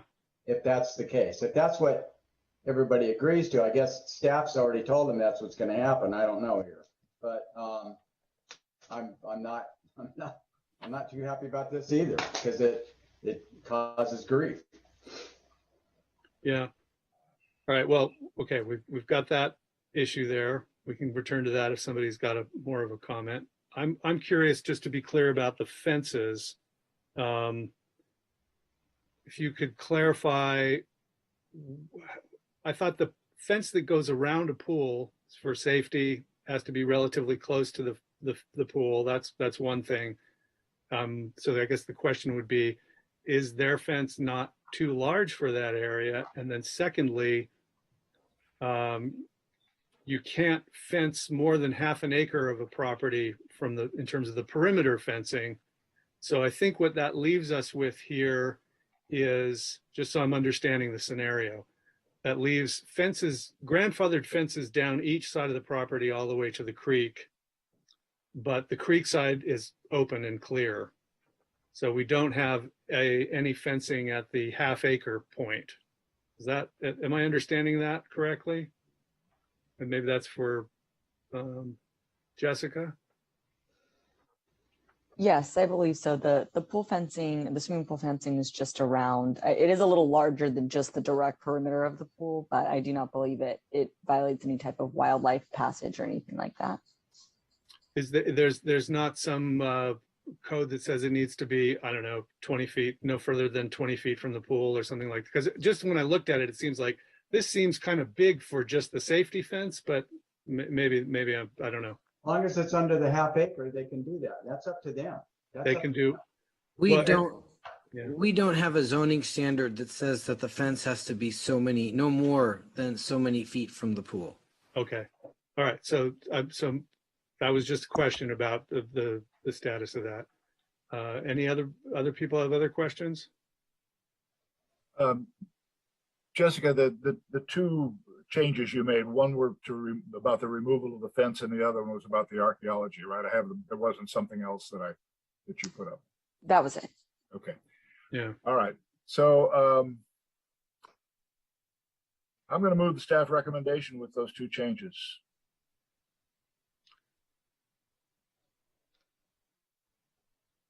I'd also like to, as we're talking about the code enforcement stuff, to just call out, I understand that there's now a lot of ficus all around that wasn't there until recently.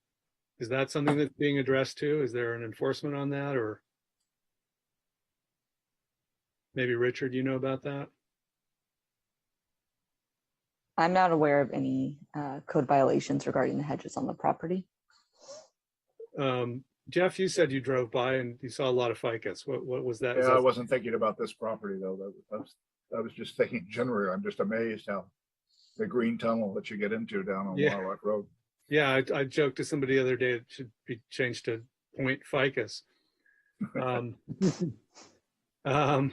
Okay, so that's not that's not a too germane of a question then, I guess. I made a motion. Did I not get a second? Oh yeah, do we have a second for that? At least for discussion? I'll second. Okay, so we've got a motion and a second on the table. I'm still kind of wound up about what we're doing about the sound on the pool equipment. It just seems like, I mean, we just heard that you need a bigger panel. It needs to be 600 amps, and you know, I know that to go further than 100 feet, well, you have to use one bigger gauge on the wire. You go from, I don't know, a 6 AWG to a 4 AWG to get it that far without the impedance. And in terms of cost, that seems like a sort of marginal concern. So I don't know how much we should be thinking about the marginal cost. This is all going to be pretty expensive in the first place. Well, I think it is 10 o'clock. We spent a lot of time on this. I think if we're going to move forward, I don't sense a huge amount of enthusiasm to support my motion. So somebody else, we either need to come up with a proposed amendment, or we need to vote on my motion and vote it down so we can get something else going. But we're now at the point where we're talking in circles. Yeah, well, motion in seconds. You can call the question on that. Well, Dennis, Mark, do you guys have other concerns or thoughts, or where are you feeling on this? I just think between neighbors, they'll figure out the pool equipment. That's all. That's between them. That's not our deal. You know, I think it meets the code, you know, and that's the thing. It's unfortunate that they're, you know, that they can't agree, but, you know, as a planning commission, I don't know what recourse we have since the project meets the code. Mm-hmm. Okay. Well, I don't know what else I can say there to sort of, I mean, I would encourage them to do what they can to accommodate their neighbors. It seems like even a distance of a few feet, if you've got the thing insulated already to a certain extent, that the way sound moves, you know, if they could get it 10 feet further in, that would be a big difference.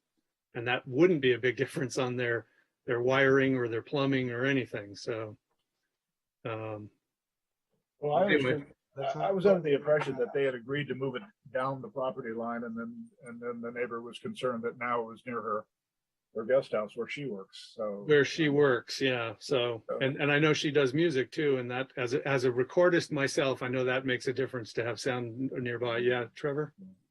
Richard, I was going to ask if the neighbor changes their mind, would you be able to do substantial conformance to move it 10 feet if they reach an agreement to move it to a similar location?